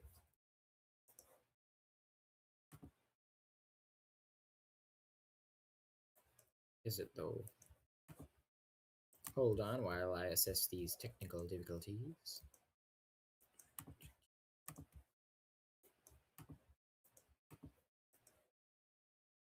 Ah, okay. I just gotta try refreshing. Oh, okay. Oh. Ah, okay. We're gonna spectate some rune folk. He's not playing hostage this time. So, oh, and it's versus Reen. I don't think this is the same Reen as before.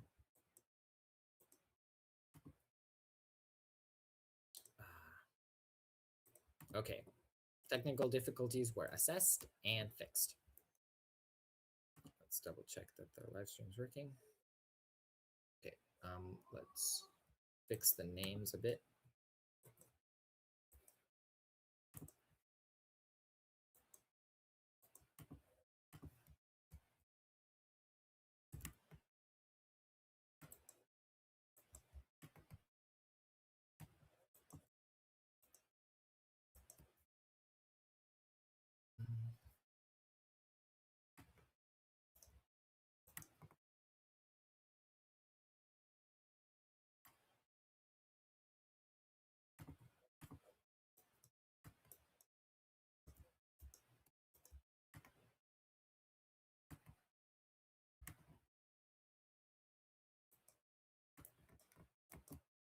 And the names are fixed as I can make them.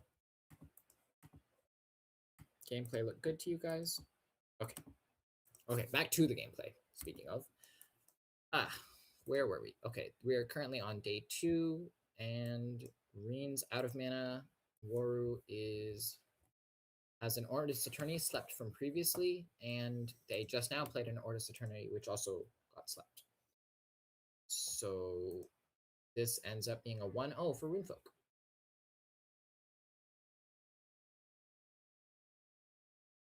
Reen's got to discard a card, and they end up getting rid of the Luna Caregiver. All right, we're even so far. Waru's got a Artist Attorney to work with. Looks like Runefolk's got a pretty lucky start here with all of his very good early rares. The Lyre Festival from Reen is going to... Oh.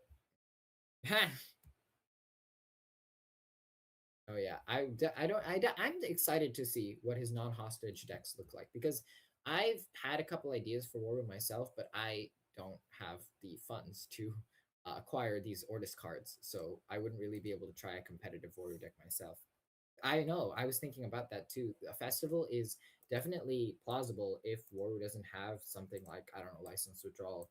And even if he does have something like License Withdrawal, that's probably going to lead in a advantage and advancements for Reen. So I definitely think that festival is possible here. It's nice that Reen wasn't even able to, like, Reen didn't fall behind on the day that they played festival. So the new set probably added, I know the new set, whenever I face a festival, there's like this one spell that I always see, Counting Sheep. Oh, yeah, you typed it. Okay, yeah. That's unfortunate. I feel like they might have to go for the resupply from Floral Tent, but to be honest, they probably were looking for the anchor from the Spindle Harvesters. And then, oh yeah, you're right. They probably wanted to do Spindle Harvesters into Dodo. I feel like they're just gonna have to settle for the resupply. Probably. We'll have to see.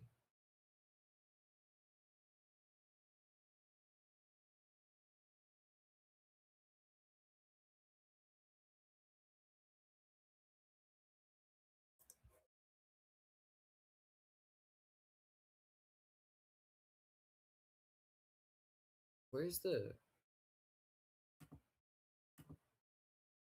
hmm.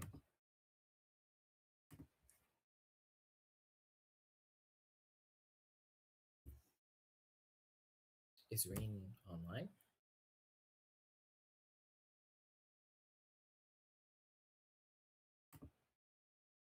Ah, there we go. Floral Tent coming out as expected. Oh, we have a Caesar Shroom. 3 cost, 2 cost, 2/0/0. From hand, you may put a card from your hand in reserve.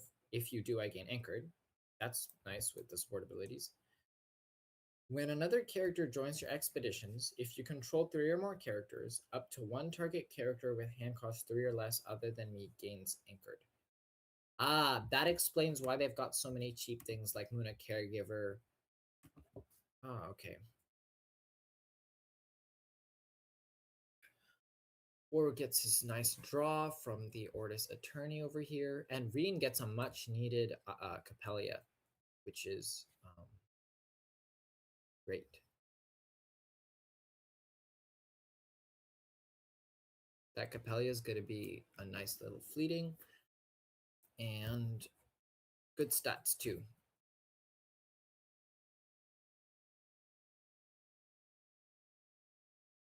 Okay, with Reen being first this day, hopefully he'll be able to avoid that exhaust and get the Spindle Harvesters out.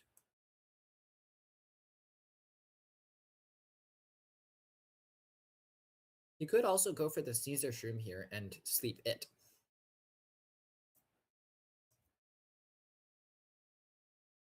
I think in this situation, even if I don't know what's in his hand, I would probably go for the Caesar Shroom and sleep it. And then its passive would let him get other characters anchored. Yep, okay, he slept the Caesar Shroom. All he needs is something that's anchored. Okay, Ortis Trooper from reserve coming out for the Waru.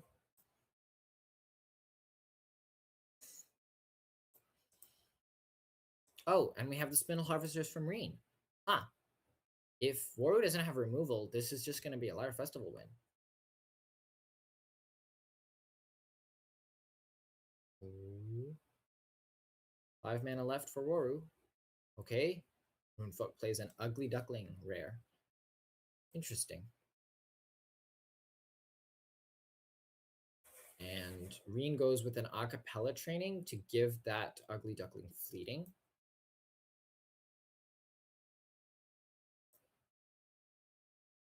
Ah, teamwork training coming out from the Waru. He's going to be sending that Sneezer Shroom away. He no longer has a sleep character. If he has a Dodo left in hand, Reen could still pull this through. Oh, another Sneezer Shroom unique from hand. Oh, and there's the Lyra Festival win. Unless Waru has another removal. Hang on. I should wait. Be patient. So this Sneezer Shroom is a slept. Is has been slept now. It slept itself. Okay. Your move, Rune Folk. You've got 2 mana. What can you do? Oh my goodness! He played a rallying call. Target character gains 1 boost. If it is asleep, it loses a sleep. Okay. That's very good play by Runefolk. He made that Sneezer Shroom lose a sleep, and Reen does not get Lyre Festival off. So it's just a 1-1 because both players advanced.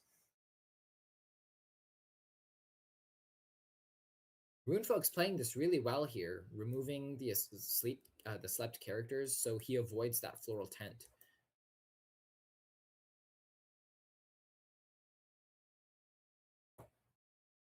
definitely feels like Reen's going to need something like a Drowsy Dodo. Unfortunately, okay, reading this unique, it's a 2 cost Caesar Shroom with 2/1/1. No, I'm not saying Runefolk's not a good player. He is definitely a great player. I just mean that um, he's targeting the cards that are asleep. Um, Obviously, anchored cards, so Floral Tent, but then also the slept cards. They would stay for the next day, but they don't because they're gone. Reen comes out with the Aloe Vera after Waru exhausted his Caesar Shroom Unique with Jack Frost. He does pay the 1 for the Aloe to get anchored. Maybe now I can read the unique. It's a 2 cost, 2/1/1 with from reserve. You may discard a card from your reserve if you do I gain anchored, and played from anywhere. You may put a card from your hand in reserve if you do up to 1 target character gains a sleep. Wait, that synergizes with itself.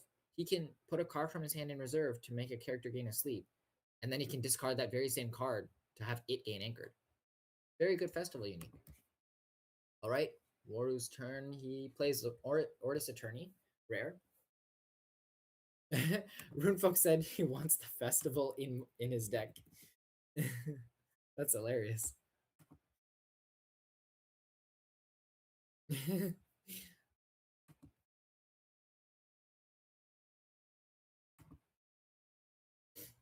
I wonder, how many ways are there to anchor in? Oh my, yeah, that's true. He said, I love Waru in limited because of that. That's true. Waru can just get free sleeps for the festival. Okay, so Reen played a Color for Kaku, which itself gained anchored, and then Waru played an Ascended Trooper common. Neither player overflows their reserve, but the advancements keep on coming for Reen, and he's now caught up to Waru, so it's both tied. Both players need 2 more advancements to meet their um, heroes and companions. At noon, Reen resupplied into a Spindle Harvesters off of the Aloe Vera ability. Waru no longer has a Jack Frost in his reserve. He could have one in his hand, but Reen is first, so we've got to see what he decides first. He ends up going with the common Spindle Harvesters from his reserve first. He's probably waiting to use this Sneezer Shroom.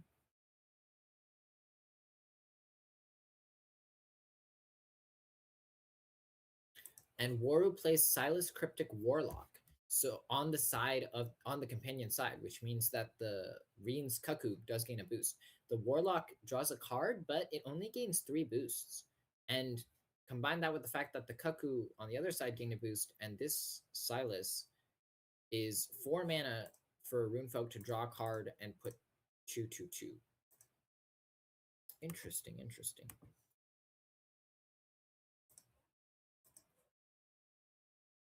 Reen's got 7 mana left, and he plays a Muna Druid common from hand. Both players are now at 4 mana. It's Runefolk's turn.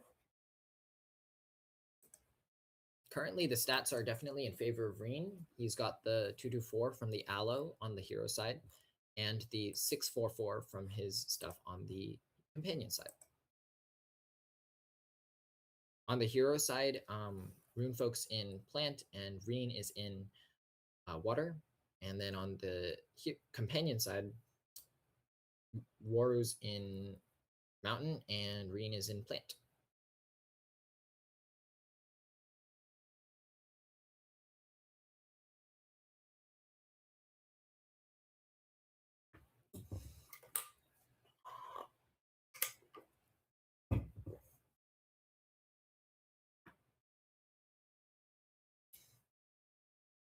Runefolk taking his time to do his turn. Reen still has this Caesar Shroom unique. Runefolk is most likely saving this Rallying Call in his reserve. Oh, okay. Runefolk goes with the Frog Prince character. It is a bureaucrat, so it gains a sleep, but it is a 3 cost, 2 cost, 3/2/2 with at dusk draw a card. He's got 1 mana left, so that Rallying Call in his reserve can make Reen's stuff lose a sleep, but oh, and never mind, that doesn't actually matter. It doesn't matter what Runefolk does. Reen's either going to win from advancing or from Festival. So, okay, Runefolk said, GG, day 2 Festival is too early. I mean, that's ideal when you think about it. So Reen did end up playing the Sneasel Shroom unique, and he put a Mooner Druid in reserve, and he made the Colorful Cuckoo gain a sleep. And then he's still got the Mooner Druid to be able to play that. Waru plays Rallying Call to make the Colorful Cuckoo lose a sleep and gain a boost. And Reen does not win on Festival, but they do win via stats. GG to the Reen. Runefolk lost.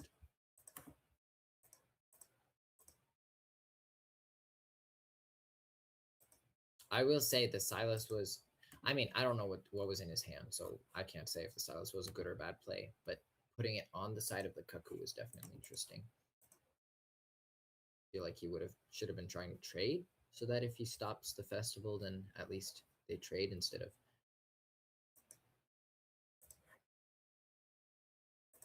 Yeah. Guy trying. Well, now that confirms Runefolk is trash. maybe Runefolk is only good at playing hostage. Okay.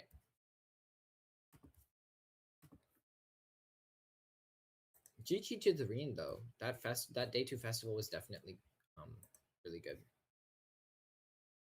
We've had a couple players withdraw from the tournament, so the number of matches is getting lower and lower, which is, I suppose, a good thing. Let's see if.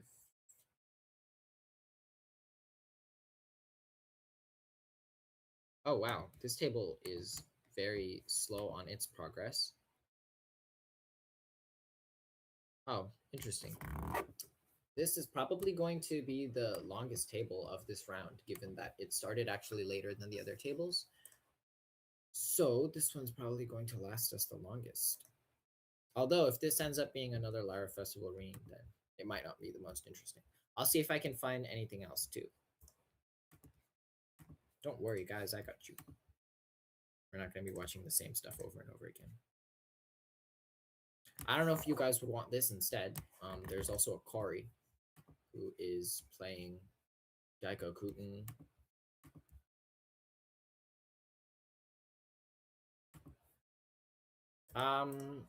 Yeah, this Reen's probably just playing regular Festival. So we'll see. Over here. Yeah. They get the draw for Reen, but they're gonna have to discard their cards.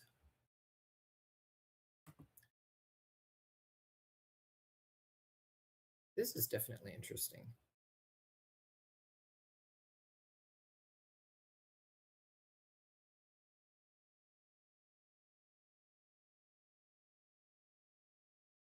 This Daiko Kuten definitely hurt Kori more than it helped, because Soul, of course, is one that is a hero that will pretty much always have a card with base cost 4 or more for free. So they ended up playing this Eros, which was played from anywhere. You may put a card from your hand in reserve. If you do, you may immediately play a character for 3 less. It gains 2 boosts. So being able to play that for free, definitely really good for him. And then not much happened. I mean, let's see. Is there anything else? Any other good matches?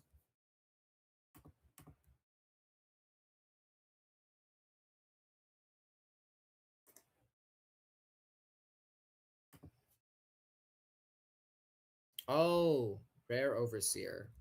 That's sad, Runefolk. Yeah.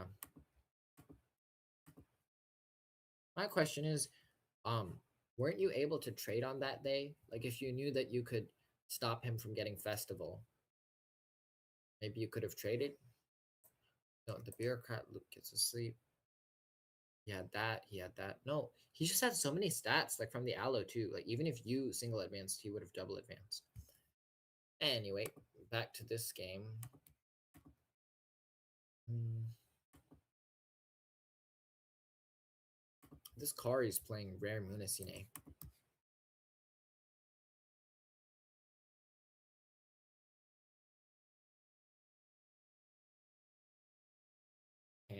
Okay, so they sabotage Eros.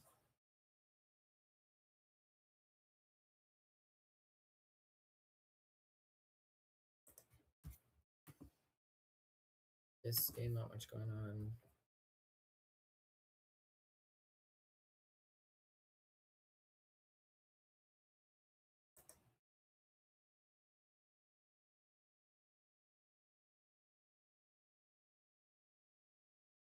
Approximately 2 hours remaining.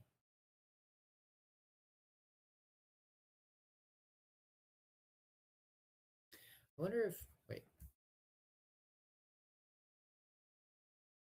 That or like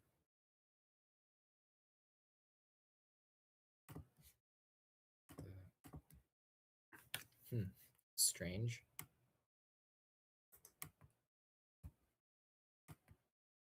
Names box keeps weird.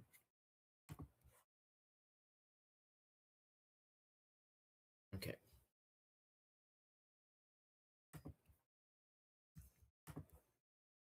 Yep, there's a reason these are some of the last games going on. Pretty slow.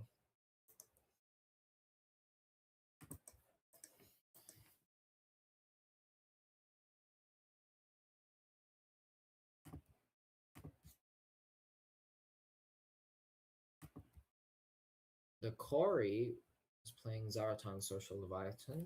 Okay, sense.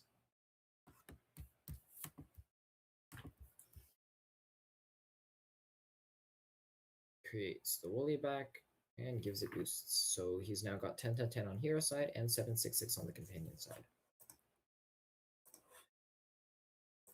Soul's got 5 mana left, but it looks like they're not going to be able to get their third counter and token today. Or should be able to pass first. Question is, what does Soul have to give him the 4 water stats he needs to advance?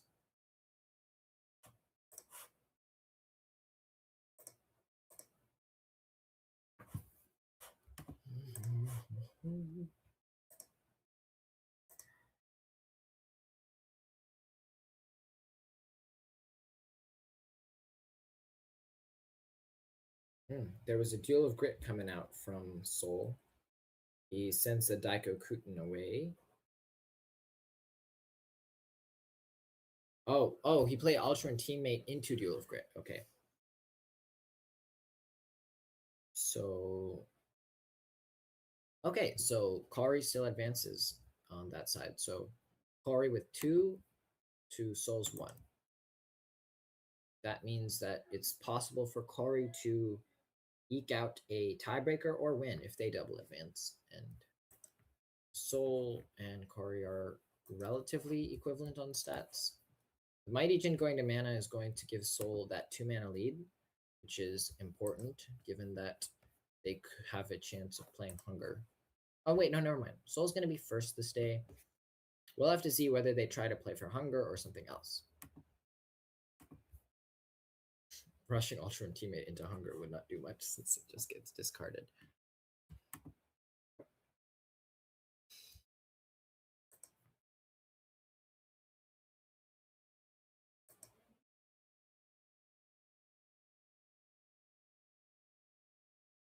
All the other faster players' matches have of course ended, so we're gonna have to be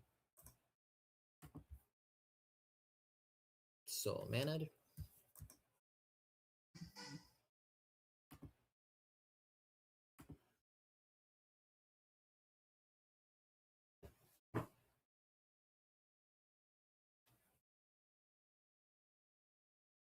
Okay. Soul starting their turn first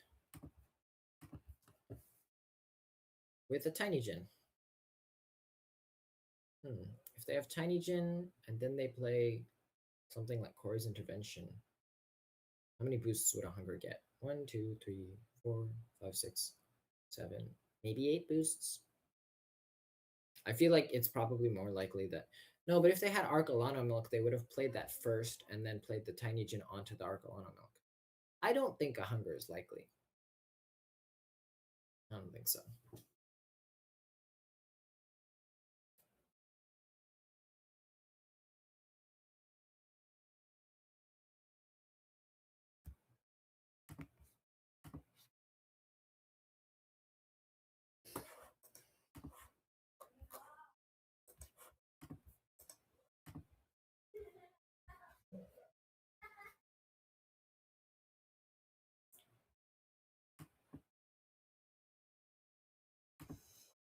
We've got a little bit of action going on this Reen side. At least Reen's ahead.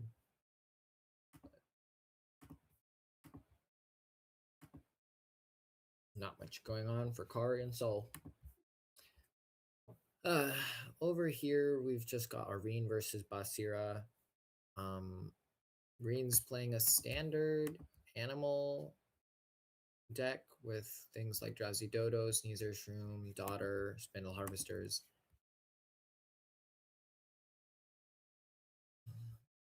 Basira has not a single card in their discard pile because this game is not lasted that long. Okay. Back to the Kari and Soul.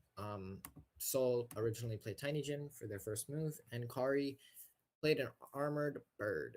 3 cost, 3 cost, 4/5/5, which is Defender unless I'm facing 2 or more characters.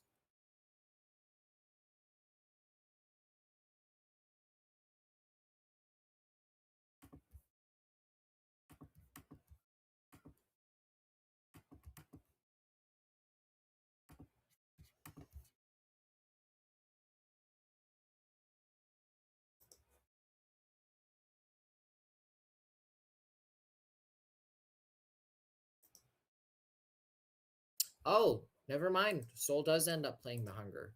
Interesting. That gets rid of everyone's reserve and Soul's Parliament of Ashes. So that means that the Hunger is susceptible to removal here.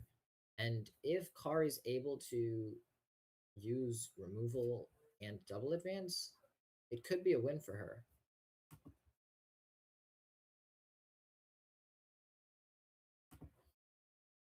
Kari just passed? Oh, that's sad. GG's. Soul wins with the Hunger. Nothing Kari can do to get over it or remove it. Ah, Tommy Gessenberg says, I hate that last card. Me too. Me too, buddy. Anyway, now let's go focus onto the Reen and Basira game. It's over here. The Basira is at -3 minutes and 30 seconds. And no, sorry. Reen is at -3 minutes and 30 seconds. And Basira is at 11 minutes and 30 seconds. So I feel like the Reen is just taking his time.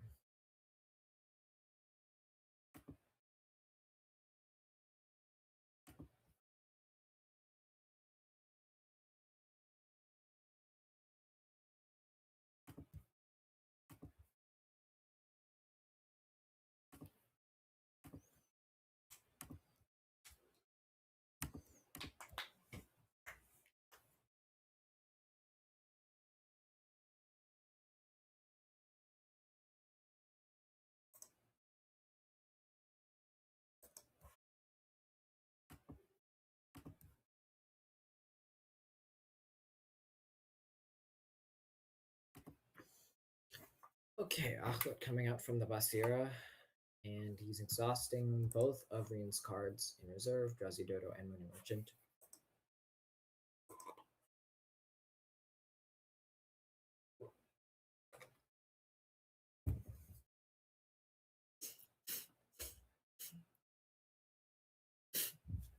Reen now has to choose what to play from their hand. 6 mana left. It looks like Reen's reserve is going to be mega overflowing this day. Basira definitely has the advantage when it comes to stats.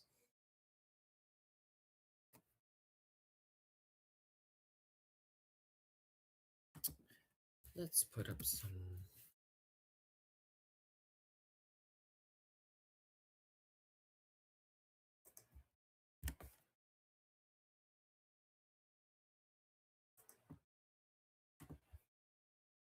Oh, my bad.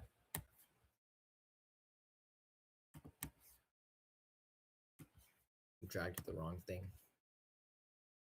Is it okay in the OBS? Okay. Good.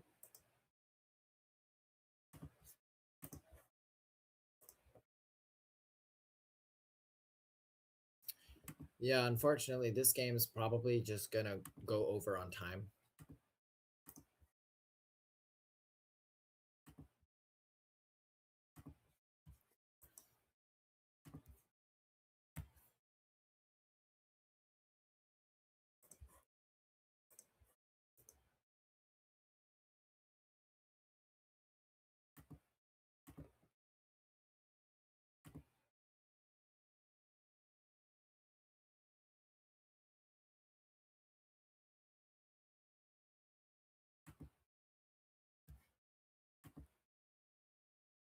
Oof.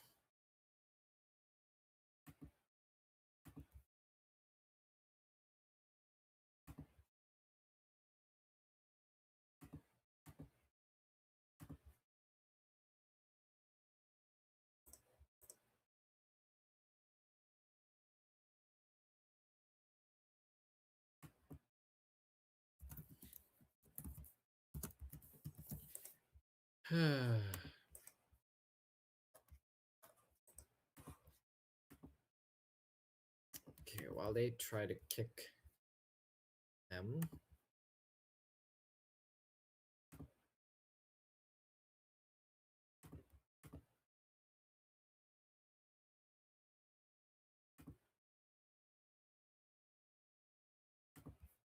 Okay, I'll be right back.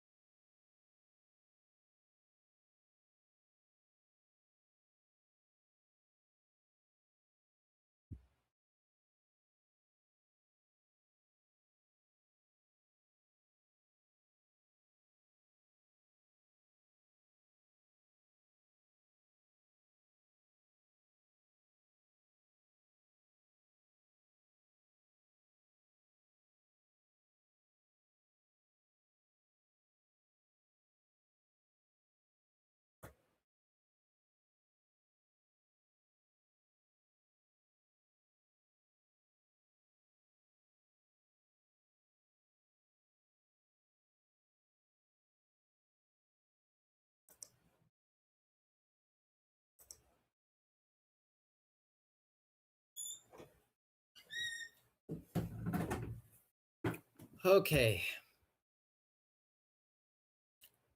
Now let's get back to the tourney. And reload to get to the new round. This is, I believe, round 5. 1, 2, 3, 4, 5. Round 5. Okay. Let's go up the ladder and we'll get something from a higher up table. Where is...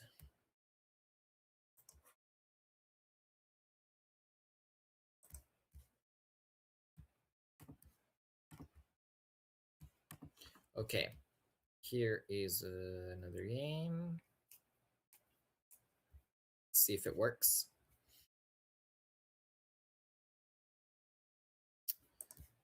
Is it loading?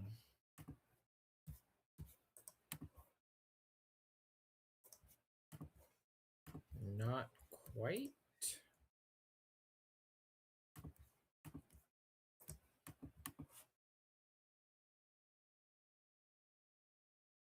it's a bit buggy. If I bring it over here, will it work better maybe? Ah, okay, that's better.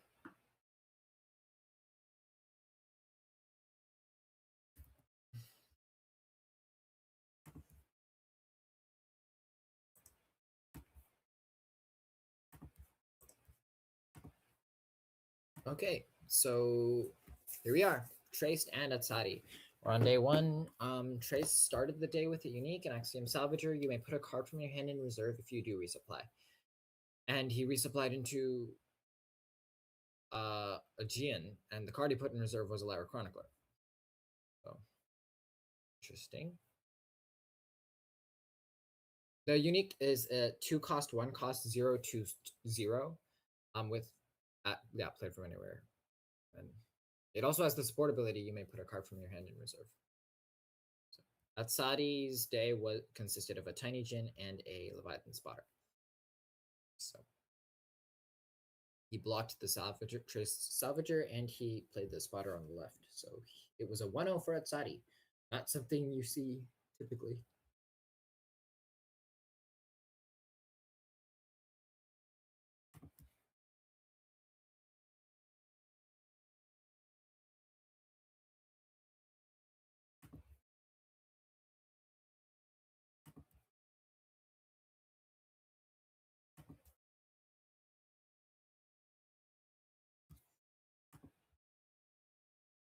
Atsari was first, so he's played a Tiny Djinn, a rare, of course, from reserve, on the hero side, and then Traced responded with a Salvager, the same unique Salvager, on the companion side.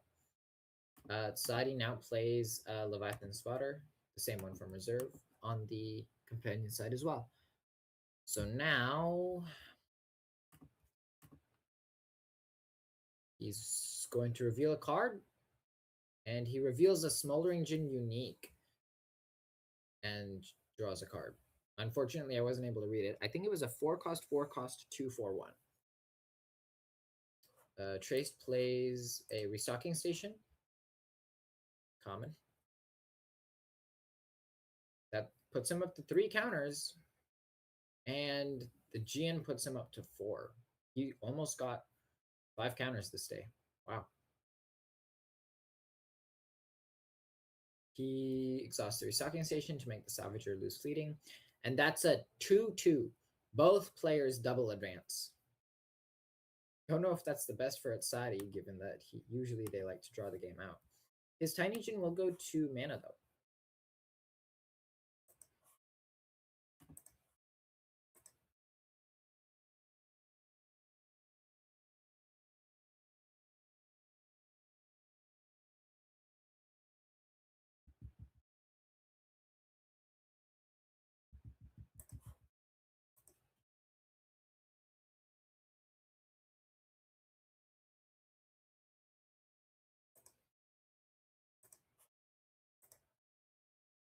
Okay, on the next day, Trace starts with the Salvager again and puts a Lyra Chronicler from his hand in reserve. The rare, like out of faction. Atsari with 6 mana goes with a Swift Djinn. He's going to scout it.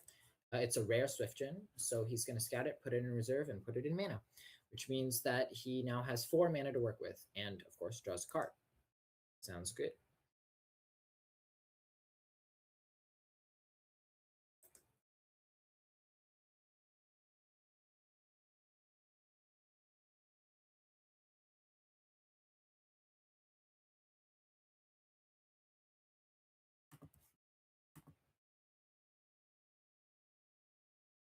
Trace. Wait. He used. Okay, he used Traced ability to put Gibble in reserve, and then he's just now played a Frozen Delivery and resupplied into a Haven Bravos Bastion. Back to Atsari.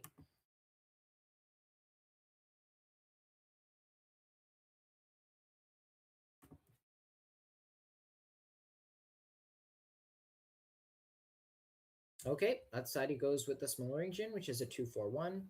4-cost, 4-cost. So, played from anywhere, you may immediately pass. If you do, put the top card of your deck in your mana zone. And when you pass first, if I'm fleeting, you may have target character other than me gain 1 boost. That's 4 in Mountain, competing with the Salvager, which is 2 in Mountain, both on the companion side in the same Mountain-only region. Trace uses this as the support ability of the Lyra Chronicler, resupplies into a frozen delivery. And he plays Avalanche.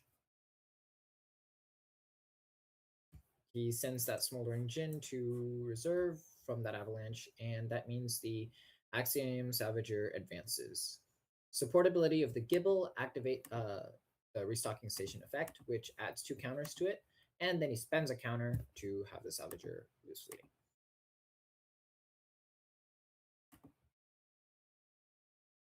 Everything is, not everything, but the biomes are even.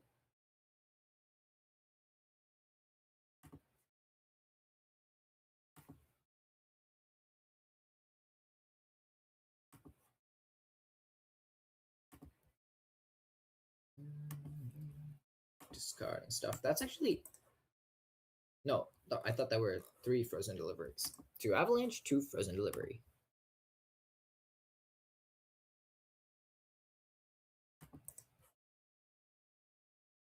Oh, wow. Okay. Atsari is starting immediately with a Kaibara, the rare. So it's a 9 cost, 888 gigantic.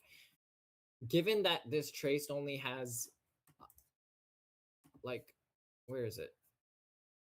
That's 2 in Mountain, and then this Inari is going to be like 3. Oh, played this Magli. When a card leaves your reserve during the afternoon, if you control 2 or more landmarks, create a brass bug 2/2 robot token in target expedition. So he's going to be able to play the Haven Bastion and use the Inari and Axiom Salvager support abilities. Wow. Wait, what? Why wouldn't he? Shouldn't he play the Bastion first? Interesting.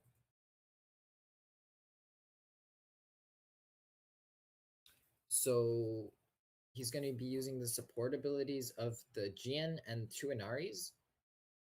He's resupplied into Ouroboros Bastions now. That means how many brass books can he? Oh my goodness. I've never seen this before. That's 3 Ouroboros Bastions resupplied one after the other. Wow, there's so many support abilities. He's actually able to go over the Kaibara. Wow. Wait, why did he do that? Why did he use the Foundry Mechanic support ability? I feel like that was a misplay. Shouldn't he keep that and the... Oh, he can't. Okay, he's going to use Restocking Station support ability for the Salvager. Interesting. Interesting.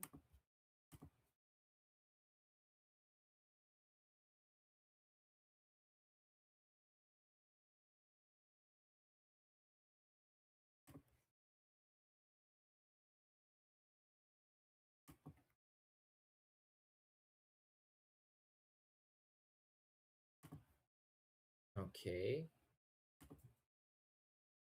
I still can't believe he went over that Kaibara. That is nuts. Wow. Okay. And then the 3 Ouroboros Bastions. That was hilarious.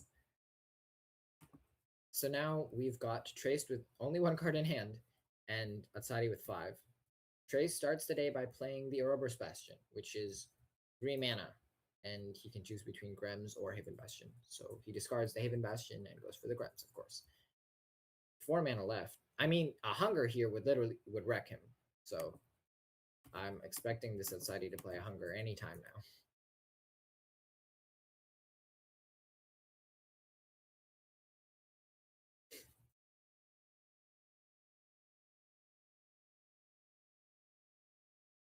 Okay, Atsari plays another Smoldering Djinn unique, 4 cost, 4/3/0. When you pass first, put the top card of your deck in your mana zone, and when a character you control gains fleeting, if you have less cards in hand than target opponent, target character in play or in reserve gains 1 boost. With the support ability, the next card you play this turn costs 1 less.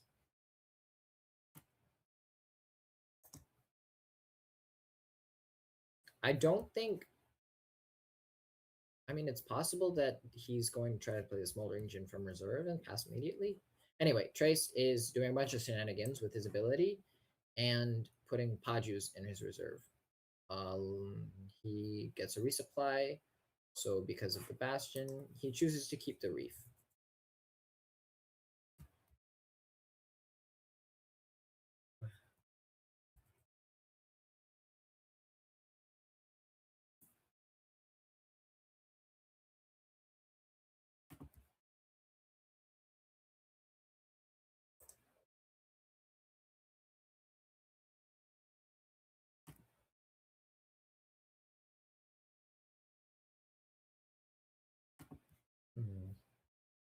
Okay, he created 1 Aerolith. So he's going to use the Haven Bastion and put it on Grems. Okay. Grems is probably going to sack the Aerolith and, yep, sacrificing the Aerolith for the resupply gives him a Breast Bug on the opposite expedition. Now we've got, of course, great resupplies. We've got Gibble support ability and Frozen Delivery. So he discards the Frozen Delivery because, of course, Gibble is free.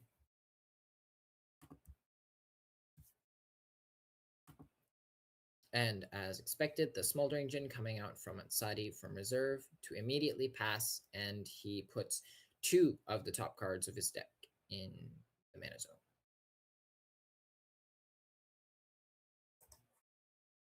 Wait, what? Oh, okay. And then that gains a boost. Yeah. That's a lot of ramp, and he's in amazing biomes for it too. Because he only has 2 in water, but there's no water to be found.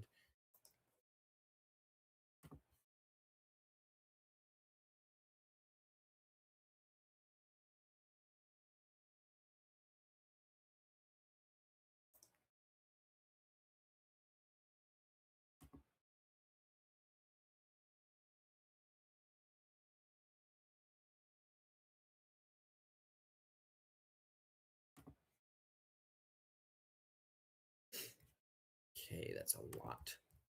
Oof. And the resupply, and he chooses the Salvager. I'm wondering where the Atsadi's hungers are. He might be choosing to save it just as a finisher. I don't think he's ever gonna keep any cards in his hand, this Trace. So like, whoa. Okay, Atsadi starts the day with the Kaibara. Interesting, interesting.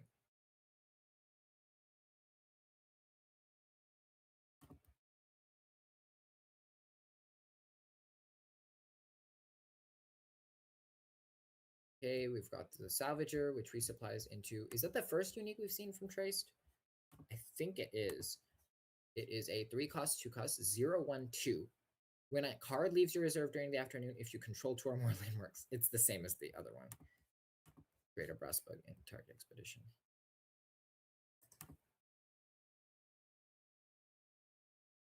At this point, Atsadi is double advancing with, oh my goodness, the Valimon's gigantic too. Wow. So he's got 13, 13, 13 on both sides.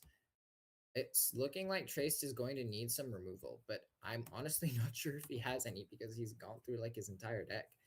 And I don't see any.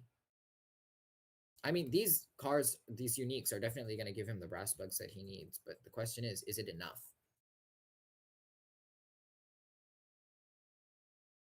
Gibble support ability, he's going to resupply. And yep, he gets the Inari and the Foundry mechanic. He discards the mechanic, of course.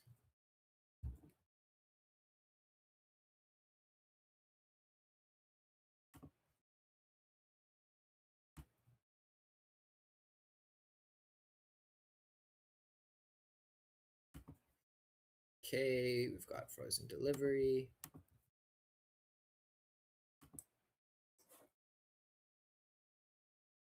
Okay, he's gotten 2 Brass Bugs so far. He needs how many more? He needs 3. He needs 4 more Brass Bugs. And never mind, I think because of this Lyra Bastion, it's not going to be an issue. He can easily create 4 Brass Bugs, definitely. The question is, now the question remains, can he get enough Brass Bugs to go over on both sides?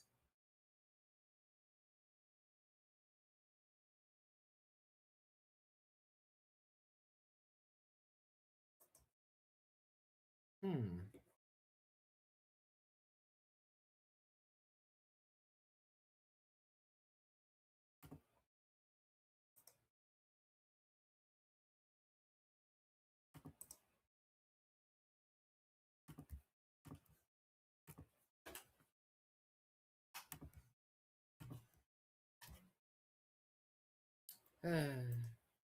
There's no need to say what he's doing. He's just been like, if you want to know, he's just been resupplying over and over and over again with support abilities.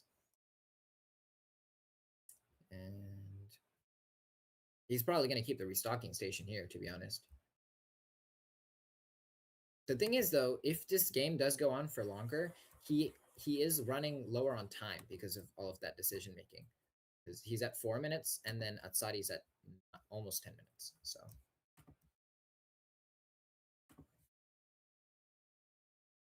finally, he's gotten the brass bug that he needs to go over. He's still got 4 mana left. Supportability of the Foundry mechanic to make a Haven Bravos Bastion. The unique can make it in target expedition? Wow, I did not know that. Okay, more resupplying from the Bastion. Gets rid of Lyra. Bastion. Now he can use Haju support ability to create an Aerolith, and then he uses Grems to sack the Aerolith. Create more bugs. Wow, this is exactly what makes these uniques so broken. Okay, exhaust both the Haven Bastions, play the Grems.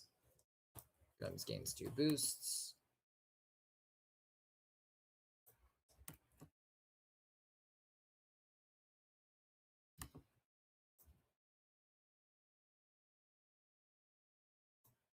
Okay, so now yep. Wait, no, he hasn't done it yet, but I think he might. He's currently at 13 implant. He needs 1 plant stat in order to double advance and win now. I don't know if he can do it, though.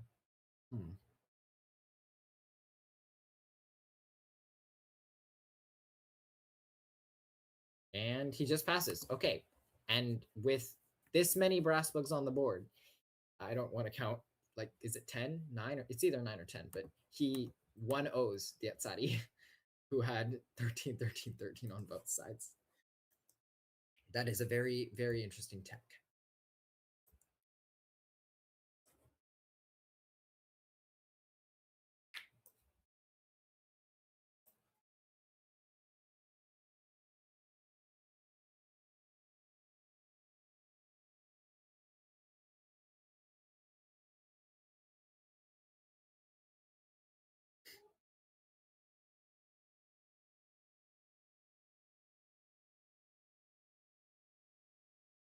Okay, both players have mana, and Trace starts the day by playing his Magli unique from reserve. It was 2 mana for a 2/0/0 with the same. When a card leaves your reserve, if you 2 more landmarks, create a brass bug in target. The fact that it's target expedition makes them way, way, way more. Wait, what? Oh, makes them way more menacing.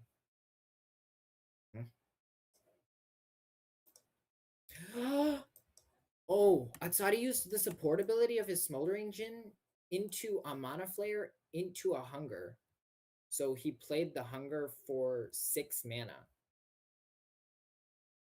Interesting, interesting. And since it's fleeting, it's gigantic. And that might be the end of it. Wow. Atsari might just be laughing right now. Trace uses his ability.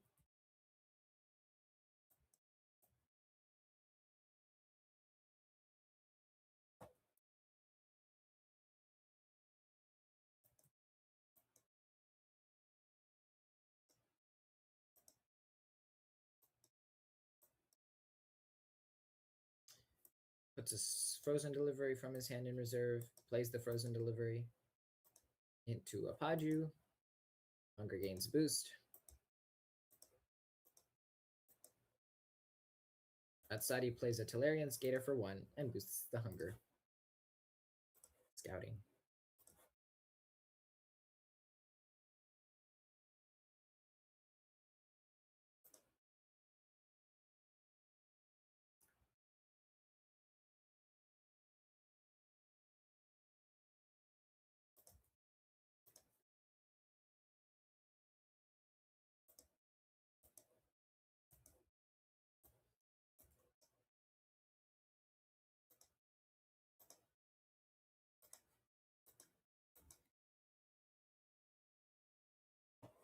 He's played the original Axiom Savager unique from hand now.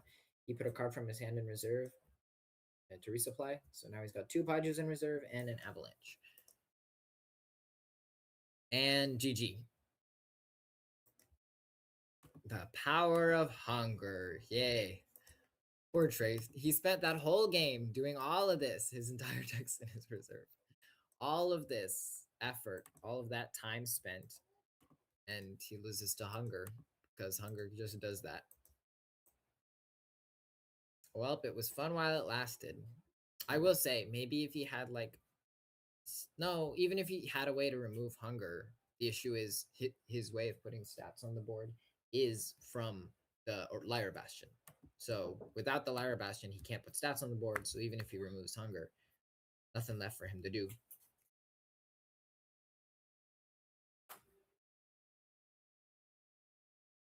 Unfortunate. That's how you even have the twinkle twinkle.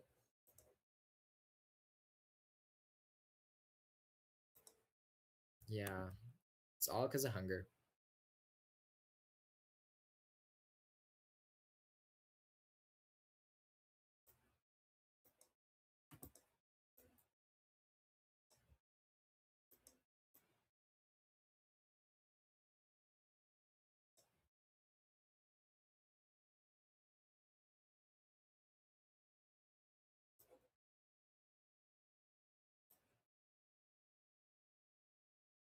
GG. That side takes the win. Let's get another one up.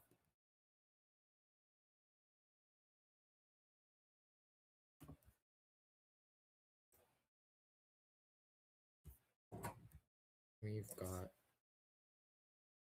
let's see.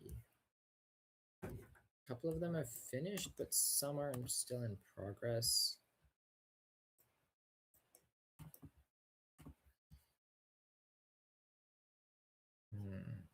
We've got, let's see, is this one? This one's also ending.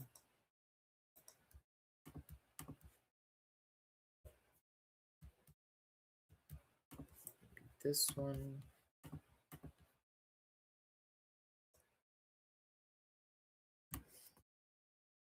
This is one of the few that's not about to end.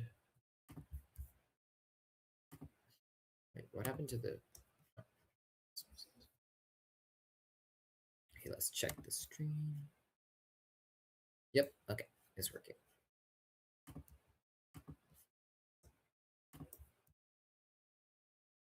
I know! Legolas. No, it's just... I really... The thing is, when it comes to Axiom, everybody always says, you've got like all of these resupplies, all of these permanents and stuff, and like Trace can do all of this cool stuff with the resupplies, and it's great in certain matchups. But I think what makes it for me sad is that it's so polarizing, because as soon as you see Bravos, you're like, what do I do? What do I do? And there's nothing you can do. I really feel like after seeing how long Atsadi held the hunger, I'm pretty sure Atsadi was just toying with him. Like he was so confident too that he would be able to win. Like they were just trading and trading and trading, and then he just played the hunger, and he knew that Trace wouldn't be able to do anything without hunger. So That makes sense. Sad. The fact that he was able to go over the 13, 13, 13 gigantic, it made me so excited to see. Like maybe it's that he won't play Hunger. Maybe they'll be fine, but what can you do?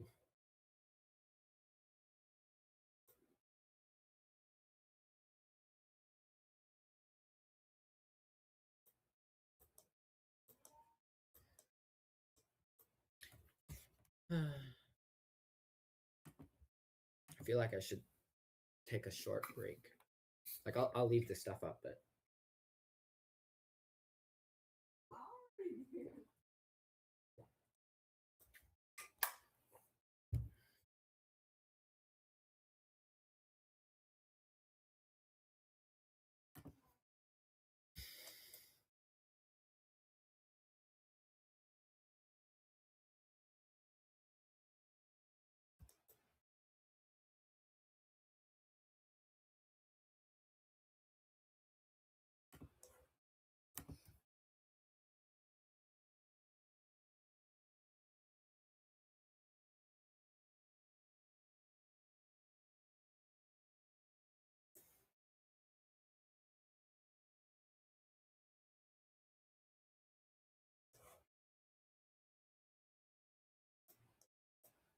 oh wow, that's tough.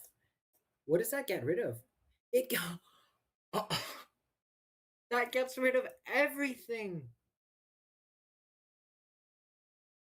Oh no. Oh,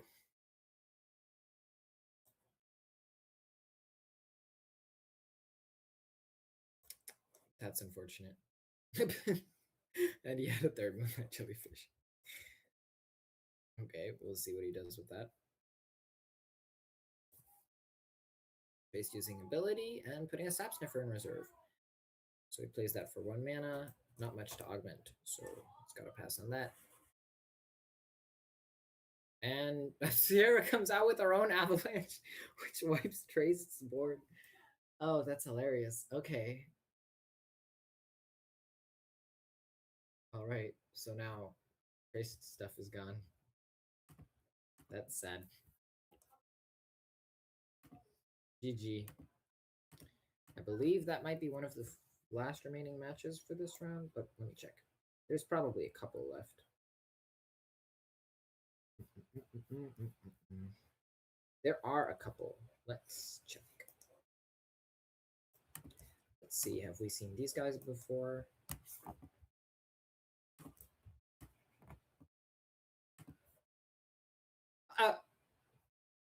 Wait, is this the sack one?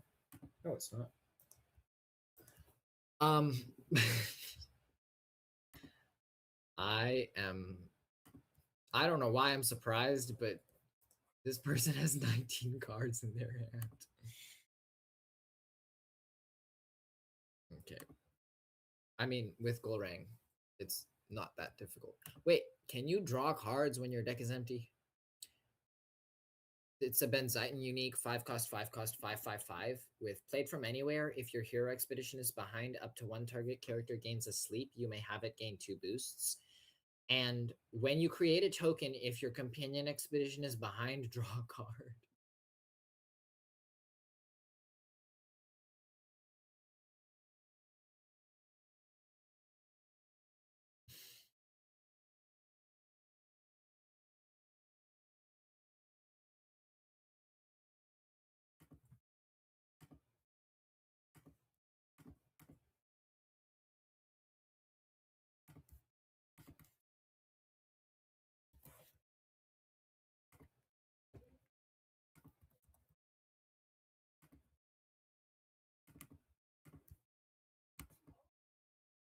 Ah, more token shenanigans. Inscription coming out from Lorang. Oh wow, yeah.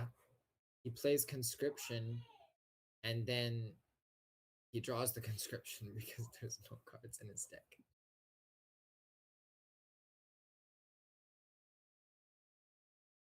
I remember there was a person doing this similarly in the Dallas WCQ. I wonder if it's the same person.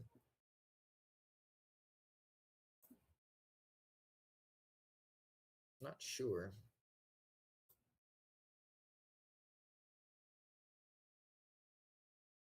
Traced with 3 mana left, decides to play boom. But what's he gonna boom?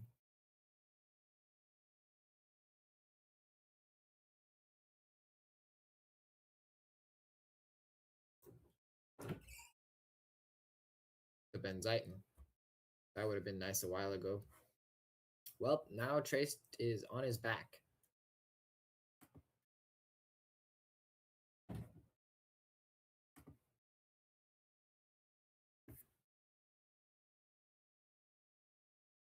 Oh, never mind. Tournament maximum time reached. The Golrang won. Okay, let's go to the next round.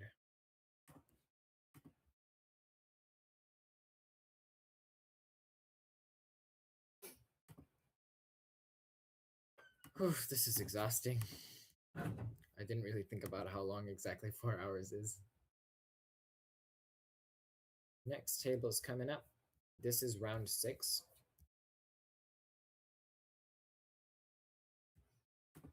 I feel like these two are undefeated, right?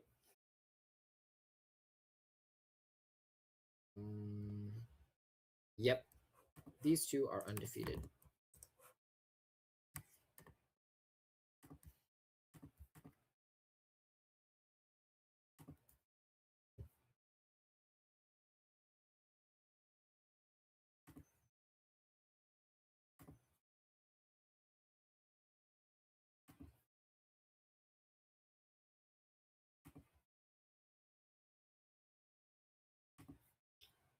Doop, doop, doop, doop, doop.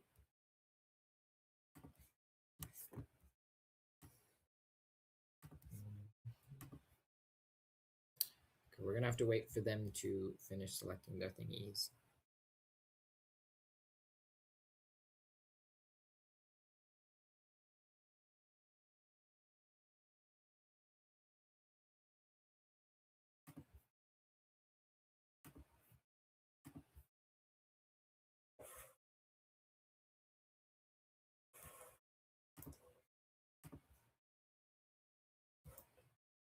Well,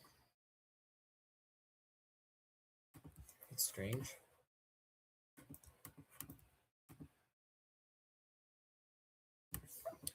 It's not loading, but we can see this one. Okay, check the OBS. Okay, it's working.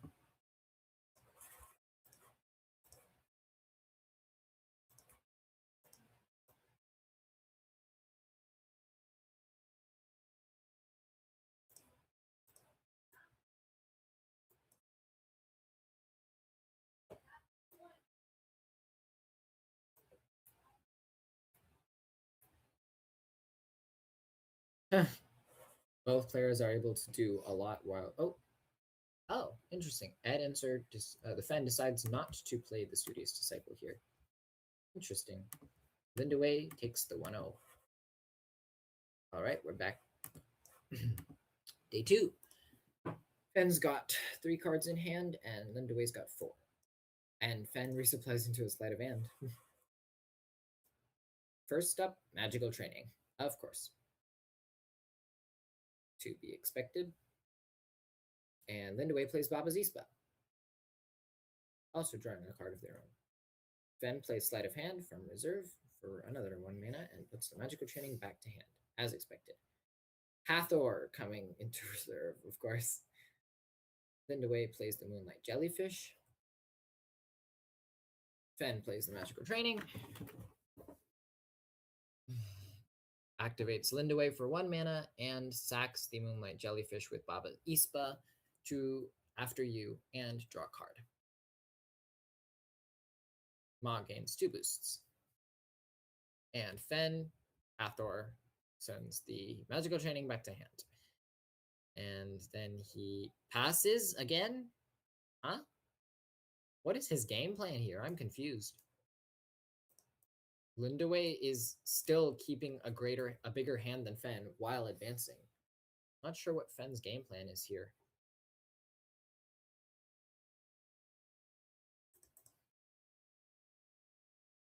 Okay, both players mana. Fen resupplied into a Twinkle Twinkle. So now we've got a Studious Disciple rare, Sleight of Hand rare, and Twinkle Twinkle in reserve. The Tooth Fairy discards the Studious Disciple. That's good on Lindaway's part, recognizing that the Studious Disciple is in Fen's one of Fen's few characters. Fen plays Amahle as Garthan Outcast on top of the Tooth Fairy, so on the hero side, and he discards the Twinkle Twinkle and Sleight of Hand to draw 2 cards. Lindaway activates Maw and plays Gift of Self on the Tooth Fairy, drawing 2 cards of her own, or their own. Both players pass, and we are now going 1-1. Fen finally gets their first expedition advance. I'm wondering, this Fen doesn't seem to be playing the classic overflow your reserve and use an unsee technique. Or maybe they are, and Amahle is just in there to draw cards a lot. I'm wondering, could this be something like a spell deck that has more expensive spells, like Small Step, and we'll see. Magical Training for 1 mana after you. And Lindaway does a Moonlight Jellyfish. Oh, Fen's playing the Amahle again. And he's discarding the Cine and the Magical Training to draw 2 cards? Huh? How strange. Okay, Lindaway creates the Maw. And you plays Moth Lantern in the expedition of the Moonlight Jellyfish, so the hero side. Fen passed, and Lindaway plays an Izmir Stargazer, which is just when I'm sacrificed, draw a card, and at dusk you may sacrifice a character if you do draw a card. So they sacrifice the Izmir Stargazer and draw 2 cards. Interesting, interesting. Lindaway's at 6 cards in hand, and Fen is at 9.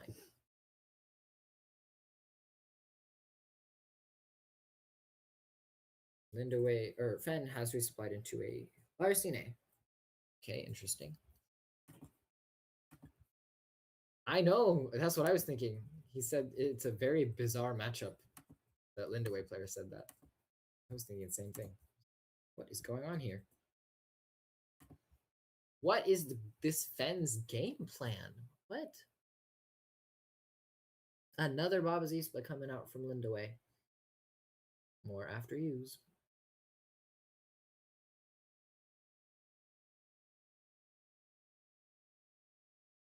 Okay. Fen must choose an action or pass.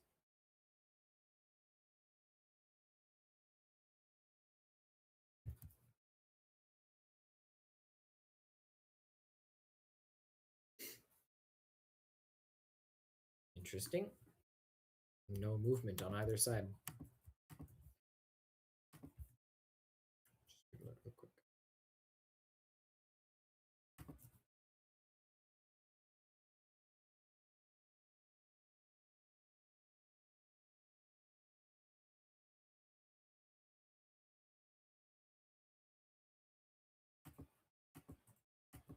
Time has come to a standstill as the Fen decides their next move.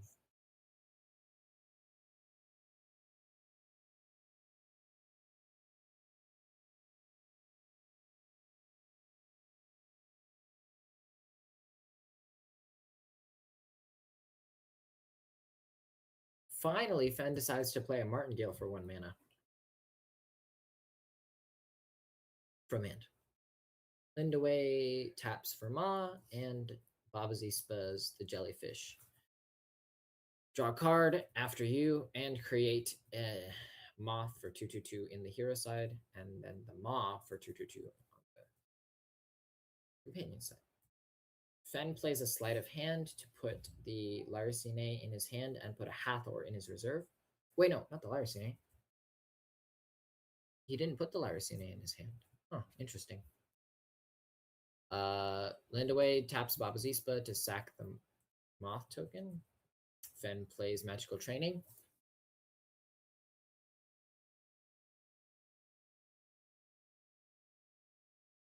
Interesting. Lindaway plays Mobile Armory rare. So out of faction. And he's got a token.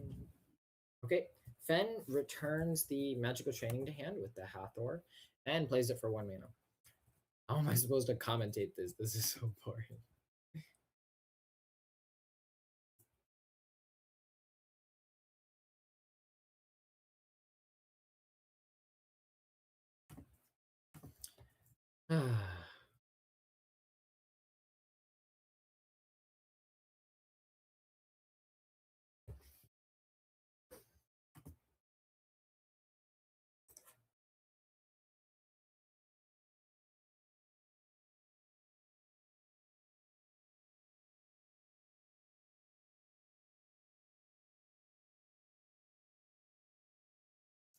Okay. And Fen plays Counting Sheep finally? Okay. Oh, this could be a rare Lyre Festival deck. Wait, the Counting Sheep affects Lindaway's stuff too. So Lindaway's Jellyfish, Token, and Maw all get slept. Okay. Passes to Lindaway, and now Ismir Stargazer. 2 cost, 1/1/0. When I'm sacrificed, draw a card. At dusk, you may sacrifice a character if you do draw a card. This is a carbon copy of the other Izmir Stargazer, but with a plant stat instead of a water stat. Interesting. This Moz got a ton of boosts. And Lindaway's 1 away from winning now. So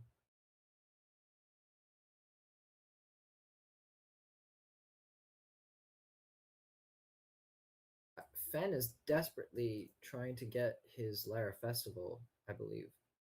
He just hasn't. They just haven't revealed it yet because if they're running the rare, yeah, it needs to be a surprise. Okay, that makes sense. This can't be anything other than a festival deck. Knowing that, I think, helps because it's a lot better than the alternative, which is just using like Lyricine to put boosts. Sleight of hand puts magical training to hand and Studious Disciple in reserve, of course. And Lindaway plays another Tooth Fairy on the Studious Disciple. Interesting.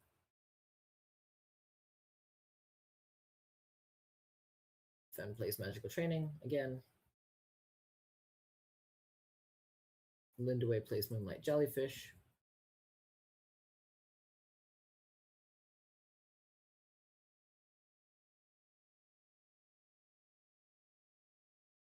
There's not much left for Fen to do. I feel like, for one thing, he doesn't have a fleeting character. That's what Studious Disciple was supposed to be for. Maybe he could use Twinkle Twinkle to get in a sleep character, and then the Festival for Anchored. It's not looking good, though.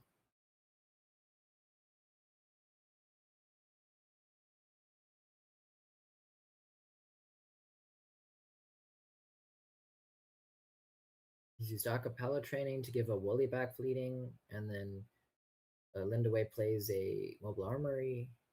He's using Acapella training again to give another Woolly back fleeting.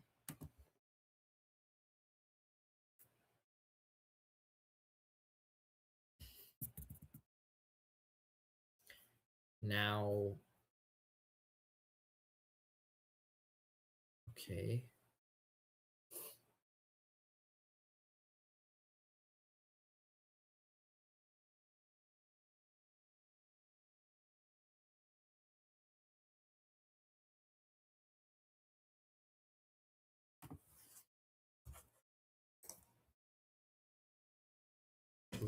Fens played a unique, a Norber's Trickster. Played from anywhere, roll a die. Wait, it's a 2 cost, 1/1/1. Played from anywhere, roll a die on a 4+ draw card on a 1/3 resupply. From hand, you may put a card from your hand in reserve. If you do, up to 1 target character gains a sleep, you may have it gain 2 boosts. He made the Lindaway's Tooth Fairy gain a sleep.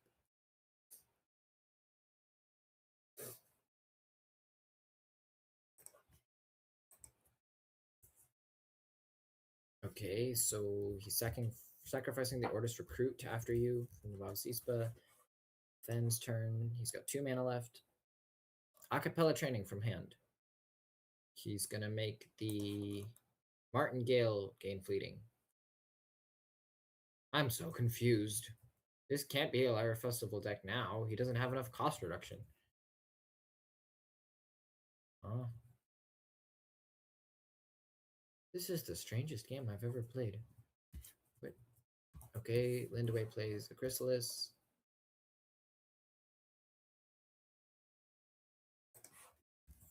And has 1 mana left. 3 if you count his Twinkle Twinkle and Will o' the Wisp in reserve. He played Acapella Training. So Fen just lost. He made them up. Okay. Yeah, no, this is GG. Yeah. Well, that was so underwhelming. I was hoping he would at least get the festival down. All of that for nothing? That's a little sad. All Lindaway has to do is get rid of the... Oh, never mind. The Chrysalis isn't even a defender because of Mobile Armory. So yeah, no. It's just GG.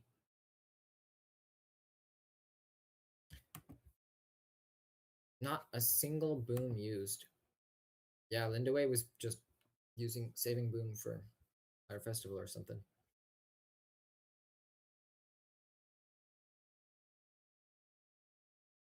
12 boosts on the Maw.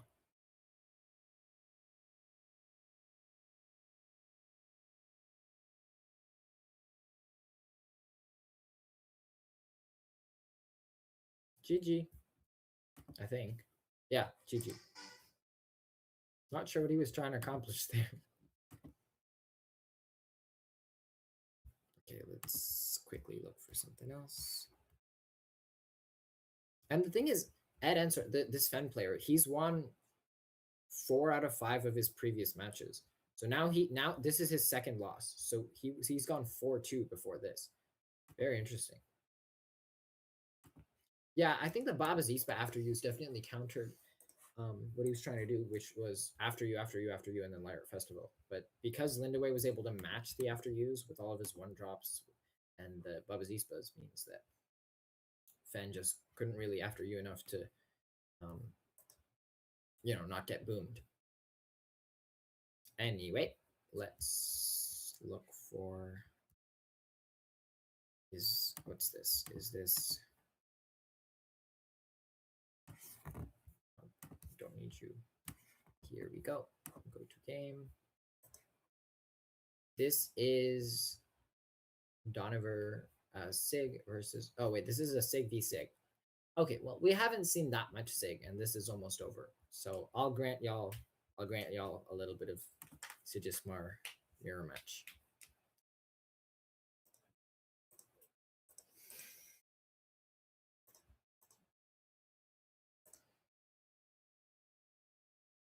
They're tied currently. This Sigismar is... Wait a minute. Sigismar is like the only mirror match. Isn't Sigismar the only mirror match where it basically makes it so that nobody has a hero power? I guess not nobody, because tokens count as a character for things that matter for that, but like it almost makes it so that neither player has a hero power, because each player gets their token at noon on the same side every single day. So since both players have it on the same side, it just cancels each other out. Huh. I never thought about that. Probably because I haven't... This might be my first time seeing a Sigismar mirror match. Like watching it, I mean. Like, obviously, I know it's happened before. Happens a lot, probably. Kakoba unique. 2 cost, 1/1/2. When another non-token character joins your expeditions, if you control 3 or more characters, create 2 Ordis Recruit tokens in my expedition.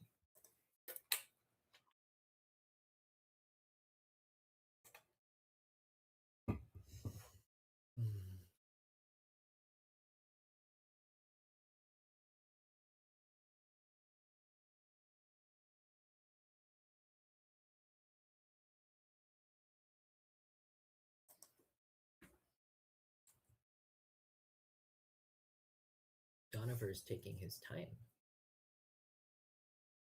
Although he can, because the top Sigismar 21CH205, I don't know. He's got 3 minutes left. Donover has 8.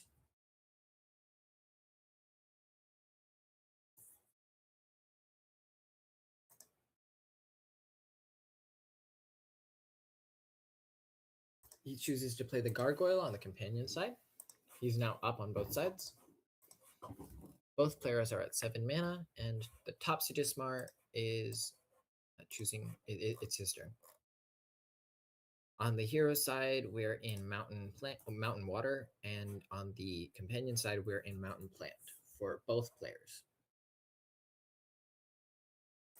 On the hero side, we're at 2-2-3 on the top and 4-4-5 on the bottom.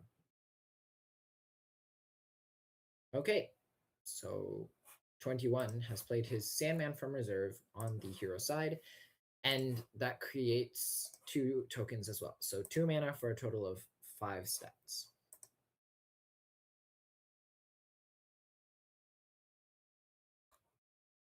Bottom Sigismar plays his Ortis Crier from hand on the right. So, companion side. I don't know why I keep switching between the two.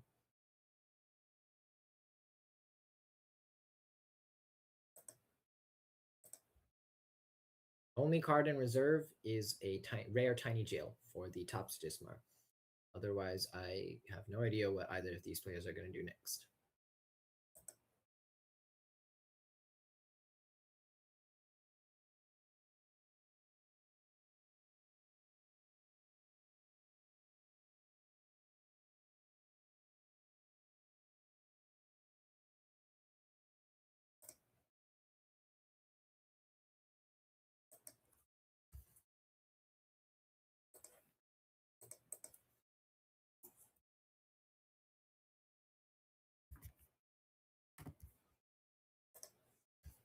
So the Tiny Jail that I mentioned from reserve for the top Sigismar, he's using it on the Gargoyle that was in the companion expedition.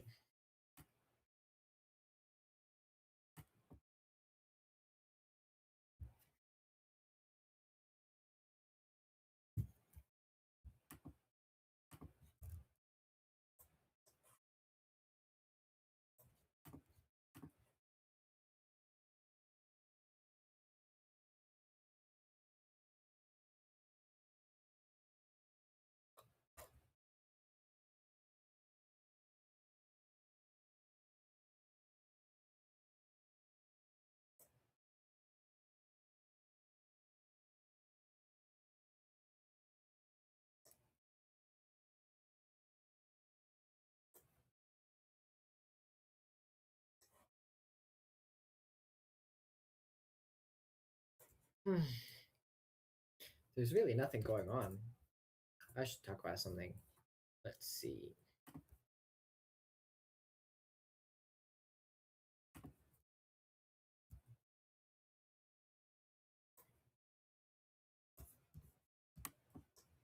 Really, there's not much to talk about given the matchup. It's a mirror match, so. I guess I was just looking through the discard piles. For the top Sigismar 21, we've got an Ortis Cadets, 2 cost, 2 cost, 0-1-1. When another non-token character joins your expeditions, if you control 3 or more characters, create an Ortis recruit in my expedition, and when I leave the expedition zone, draw a card. Oh, finally, some action. Top Sigismar has played a Sandman rare from hand in the companion expedition, and he's made his Kakoba his unique. Gain a sleep and 2 boosts. Wait, what? Okay. So now bottom Sigismar plays an Ortis Trooper and then a unique that's Katagir and Alchemist. Played from hand, create an Ortis Recruit 1/1/1 soldier token in your companion expedition, and played from anywhere up to 1 target character gains a sleep. You may have it gain 2 boosts. That's insane. That's more broken than the Sandman because it's played from anywhere. Wow. So bottom Sigismar won. Donover.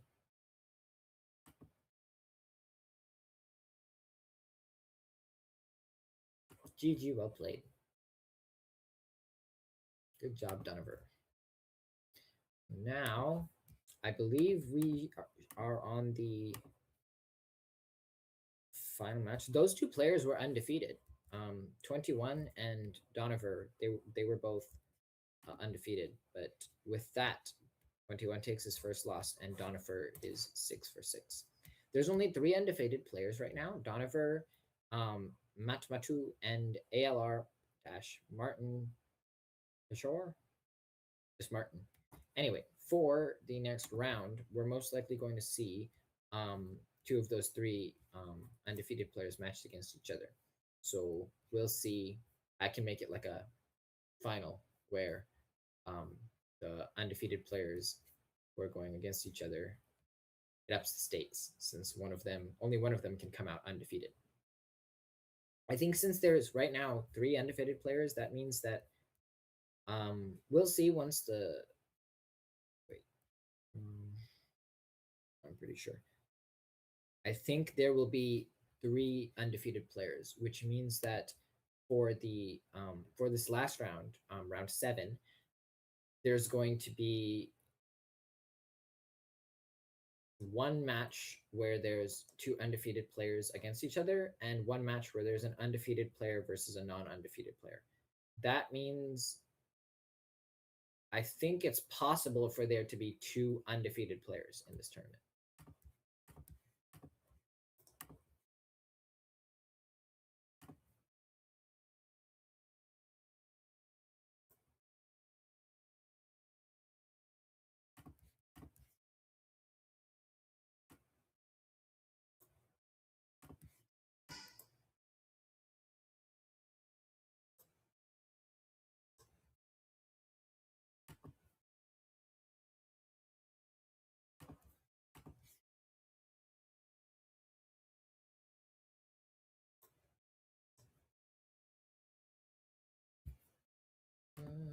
I don't see anything that's particularly interesting. So I suppose I'll just go to a random table. Oh, okay. Is this the Papiet Otters? Yeah, it is. And it's versus a Kojo. I haven't actually seen as much Kojo as I thought I'd see.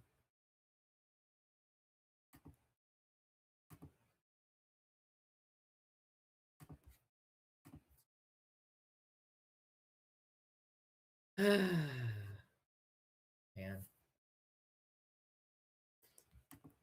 Yep, and just in time to see Papiet win.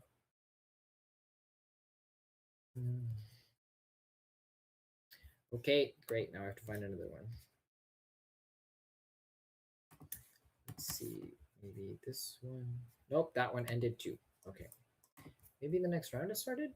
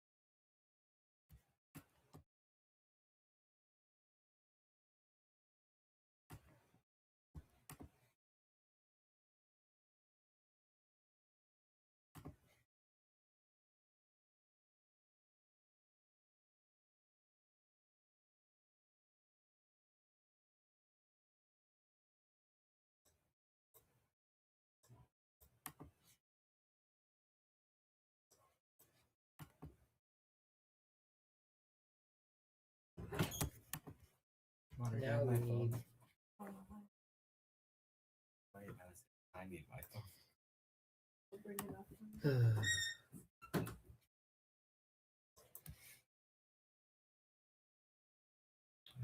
Gotta keep reloading. 6th round has not finished yet. But I cannot find the last table. Oh, got it. Let's see how far this one is. This one is almost done. This should be the last day, I believe.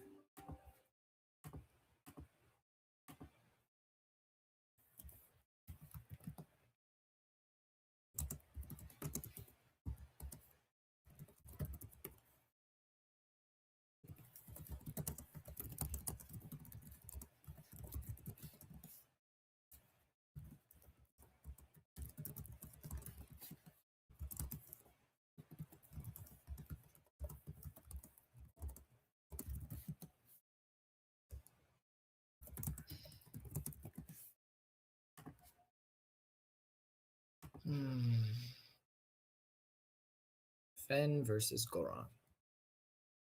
They've got one Masectet up.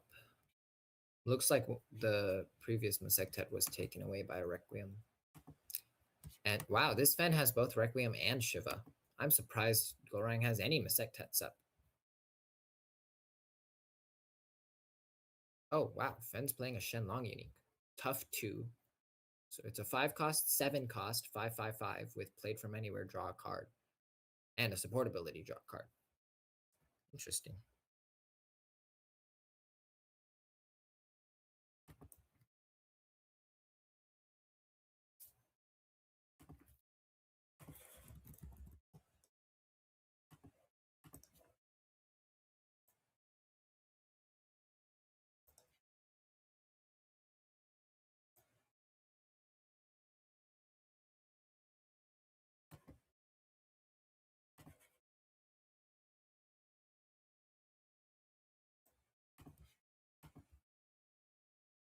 And then a Hathor from hand.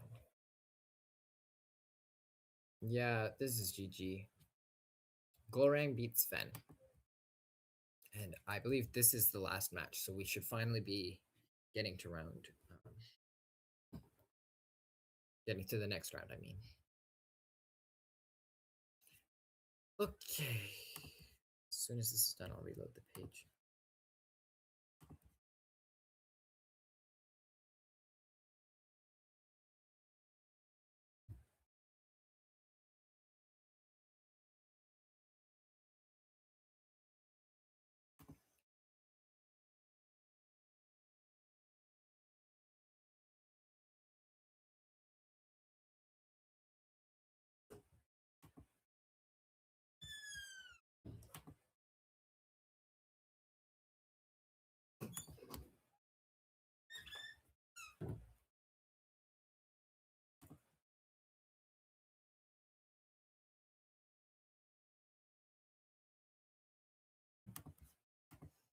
Perfect. Now I can reload the page.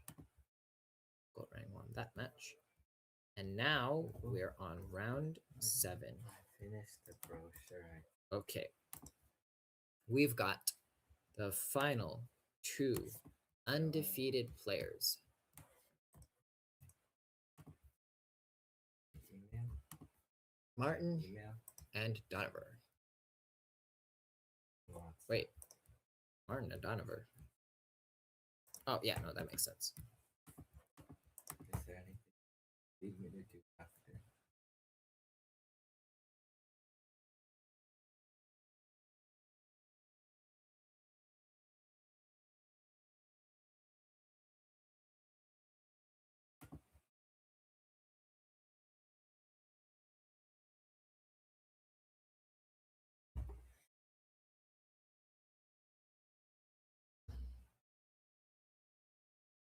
For the WhatsApp.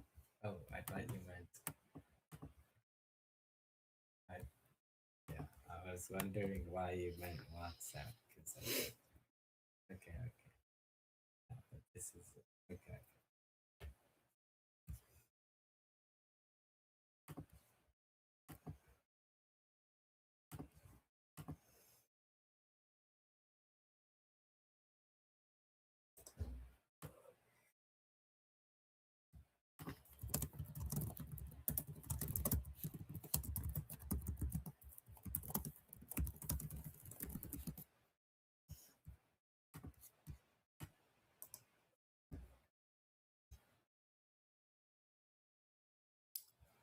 Okay, I'm ready.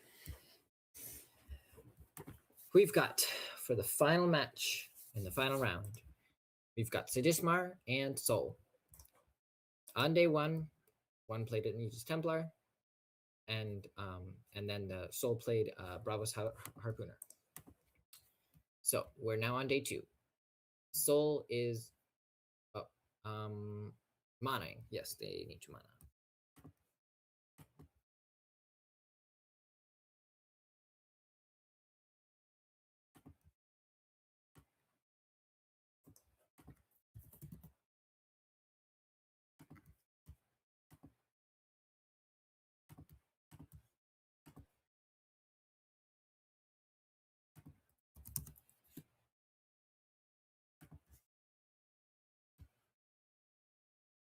Mighty Jin for 4. Okay.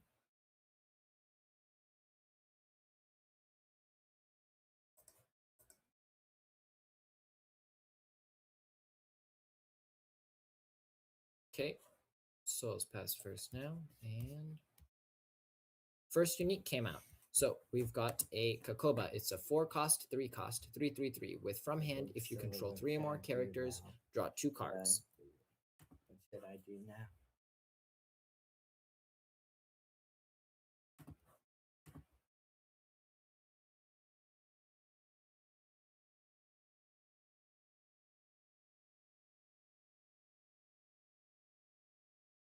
Okay. Okay. Wow.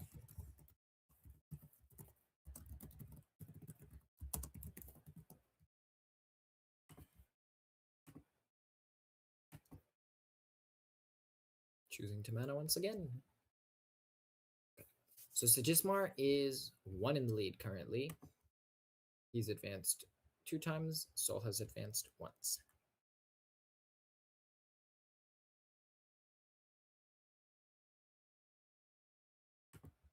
Now we've got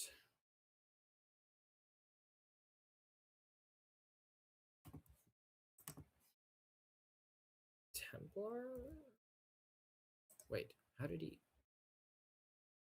Was the? How did he play both of these? Wait, let me check the history. Oh, he played Skybound Odyssey for 5, and that allowed him to play the Templar and the Kakoba. I see.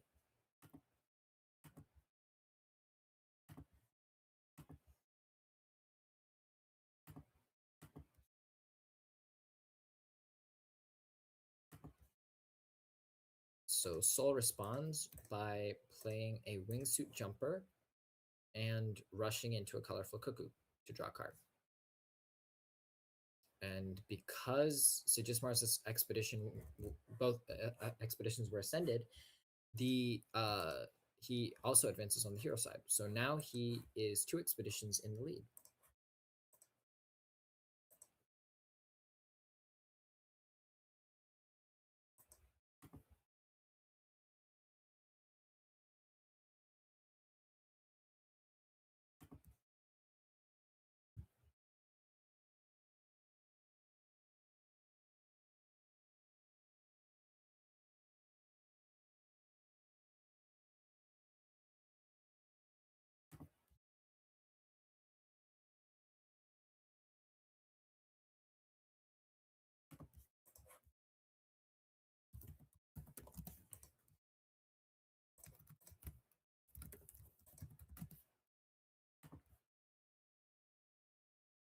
Now we need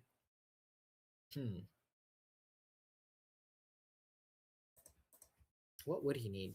I feel like, hang on, the Aegis Templar made 1 and then that made 1.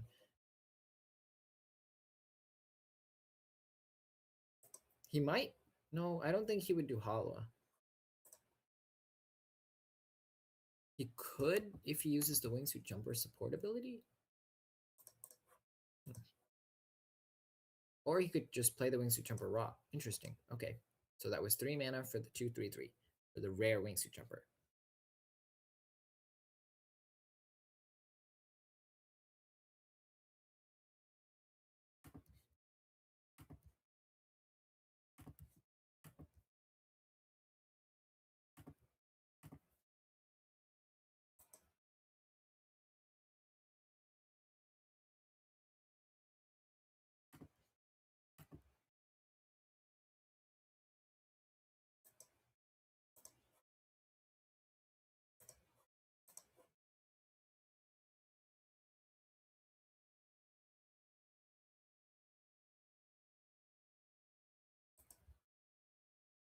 So that means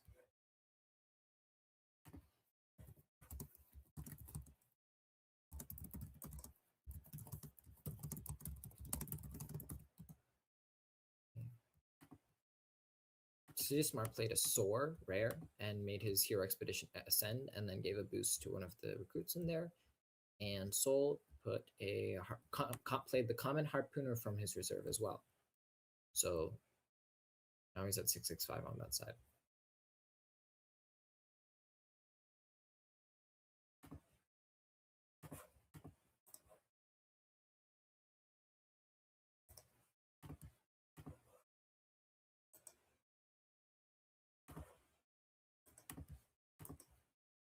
And that is 1, 2, 3. No, I said I don't really see where this could go from here.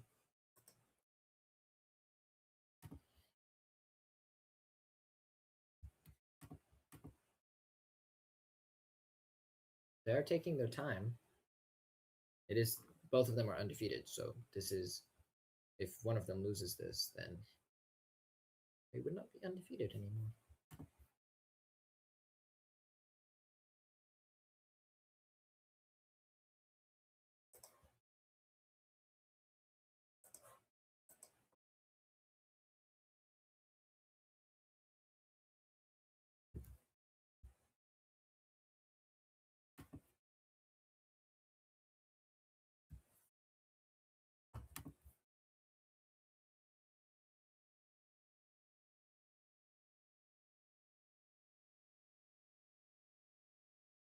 So just is taking his time.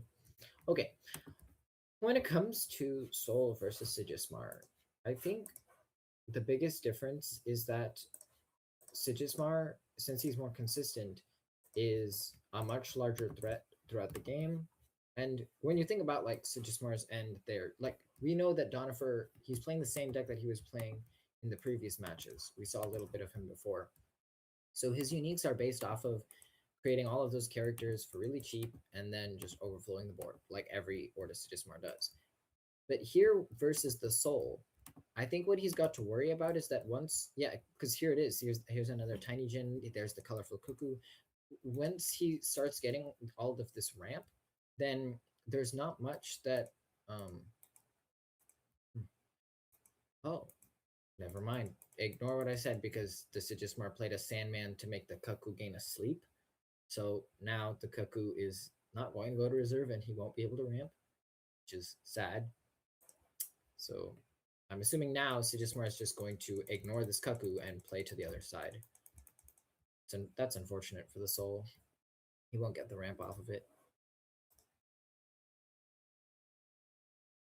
But hopefully here, Soul can play something big. I don't think Hunger would work at all. Well, Hunger's not going to do anything. Soul just needs to play something big, get her pass first token, Halwa, and focus on this one side. Something like a Shenlong, Eros, anything that can put tons of stats and hopefully also be tough. I don't think Eros can have tough on it, so he would need something else for it. This is looking pretty iffy for the Soul, though. Donifer has a really far lead, so even if Soul double advances here, he's still going to be one behind. Okay, Sigismar starts with a Jack Frost rare, so he's going to exhaust the Tiny Jin for Soul. He played it on the side of the Cuckoo, so the Cuckoo gained a boost for Soul. Interesting.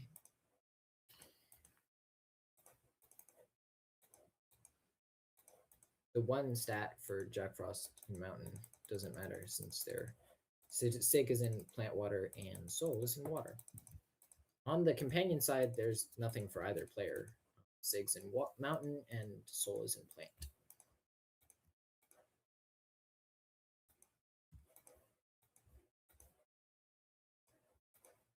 We've got a Leviathan Spotter coming out from Soul. It's a rare, so it's a 3/2/2. That mountain is. Oh, okay. Now the rare Sandman coming out from Sigismar. He's making the Cuckoo gain a sleep. That makes sense why he doesn't care about it being boosted, is because he can just have a King of Sleep. Parliament of Ashes from Soul. He's drawing a card. And then Sig played the Sandman from his reserve. So he's at 389. GG. Okay. Martin. Yep. Sig just played to the hero side. He slept that Kaku over and over again. And takes the game like that.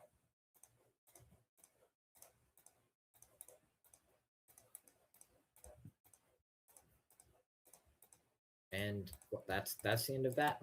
Probably one of the fastest matches I've seen, which makes sense. So Donover remains one of the only undefeated players for this tournament. And let's check if the other match finished. The other match, the one Matt Matu versus this one, is the other high stakes match, which is versus Matt Matu and Lamperouge, who is interesting. He's 21st. So oh, I believe he got a buy. Huh. Let me check. Oh, he must have gotten a buy. Okay, so then technically Lamperouge is also undefeated. This is technically also undefeated versus undefeated.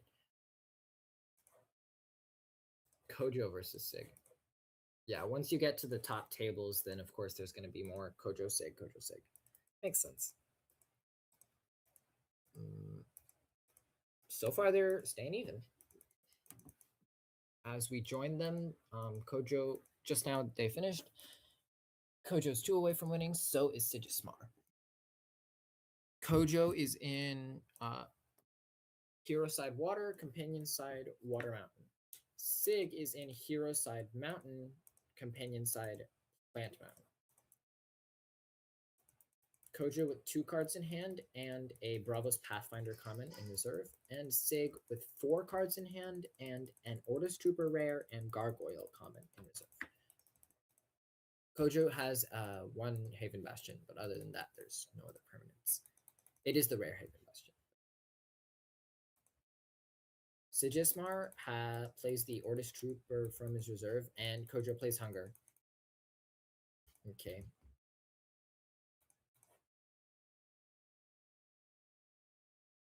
Interesting. What did the Hunger remove? It just... Huh. Okay. Sig plays an Ortis Attorney on the side of the Hunger. Makes sense. He can draw a card off of it. And Kojo plays a Talarian Scouted to boost the Hunger. But unfortunately, I don't think that's going to work because the Sig, he can just sleep it with the Sandman. So that's GG. That's like the 20th Sandman I've seen today.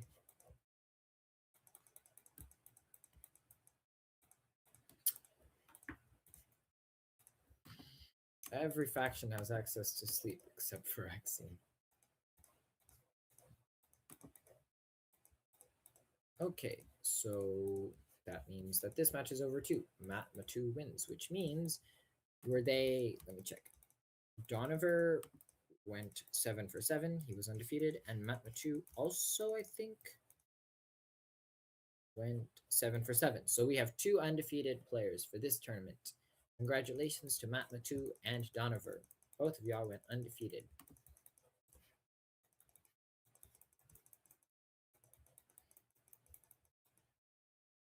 Wow. Okay, well, the round's not over. Let's look at some other cool plays or cool matchups.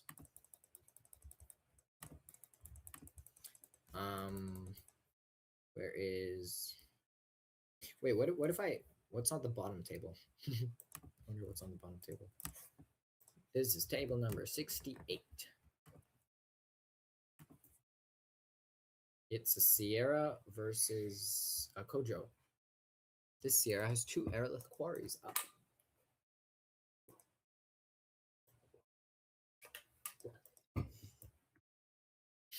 Sierra's in the lead actually here. This Kojo has a couple uniques.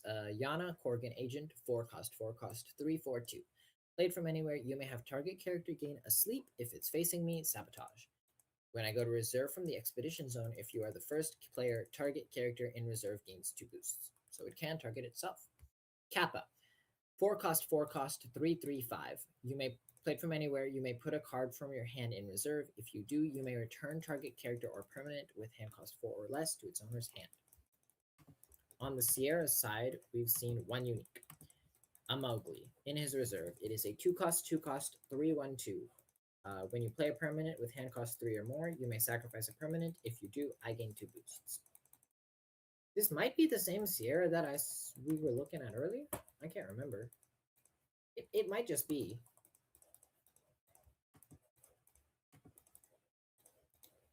And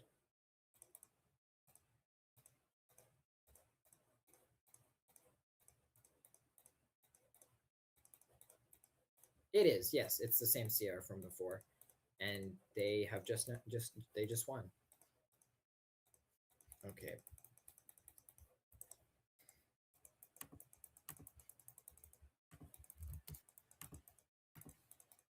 Oh.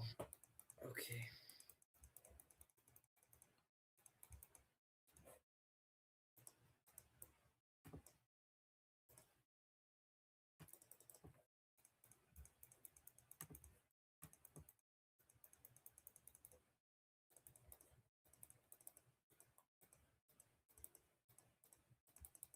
All right, now I'm kind of tired, so there's I'm gonna try to find a game that can.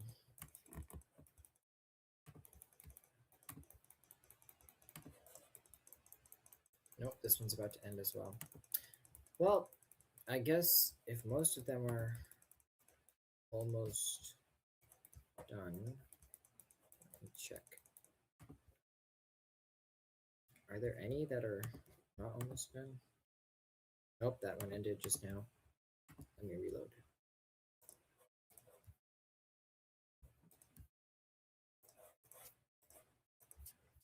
All right. Well then, there's not that much for me to cast then, and there's there. Okay. That was simultaneously really fast and really slow. Okay, so let's.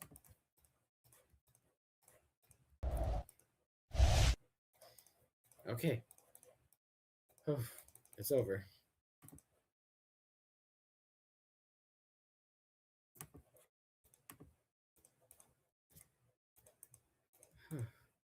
So that was exhausting, but I think it was worth it. Although I would rather not do it alone. I don't like doing it alone as much. But yeah, for anyone listening, thank you for listening and watching. I'm glad that I was able to entertain you today.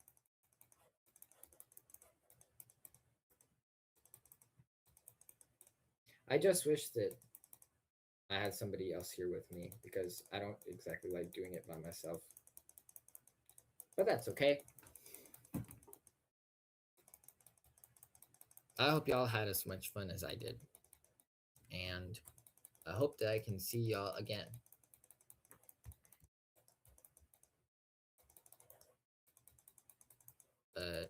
Maybe next week. Maybe next week I can co-cast because I think Klarabi is going to be casting next week. So I should have fun with him next week. Yeah.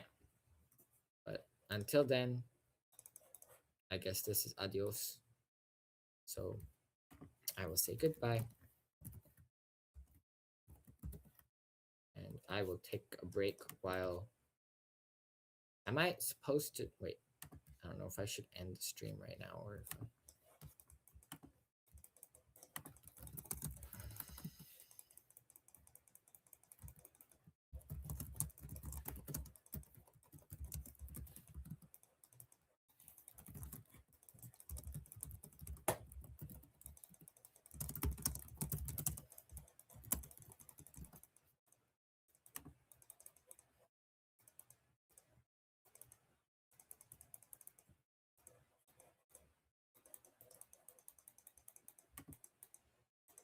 Okay. And hungry. So.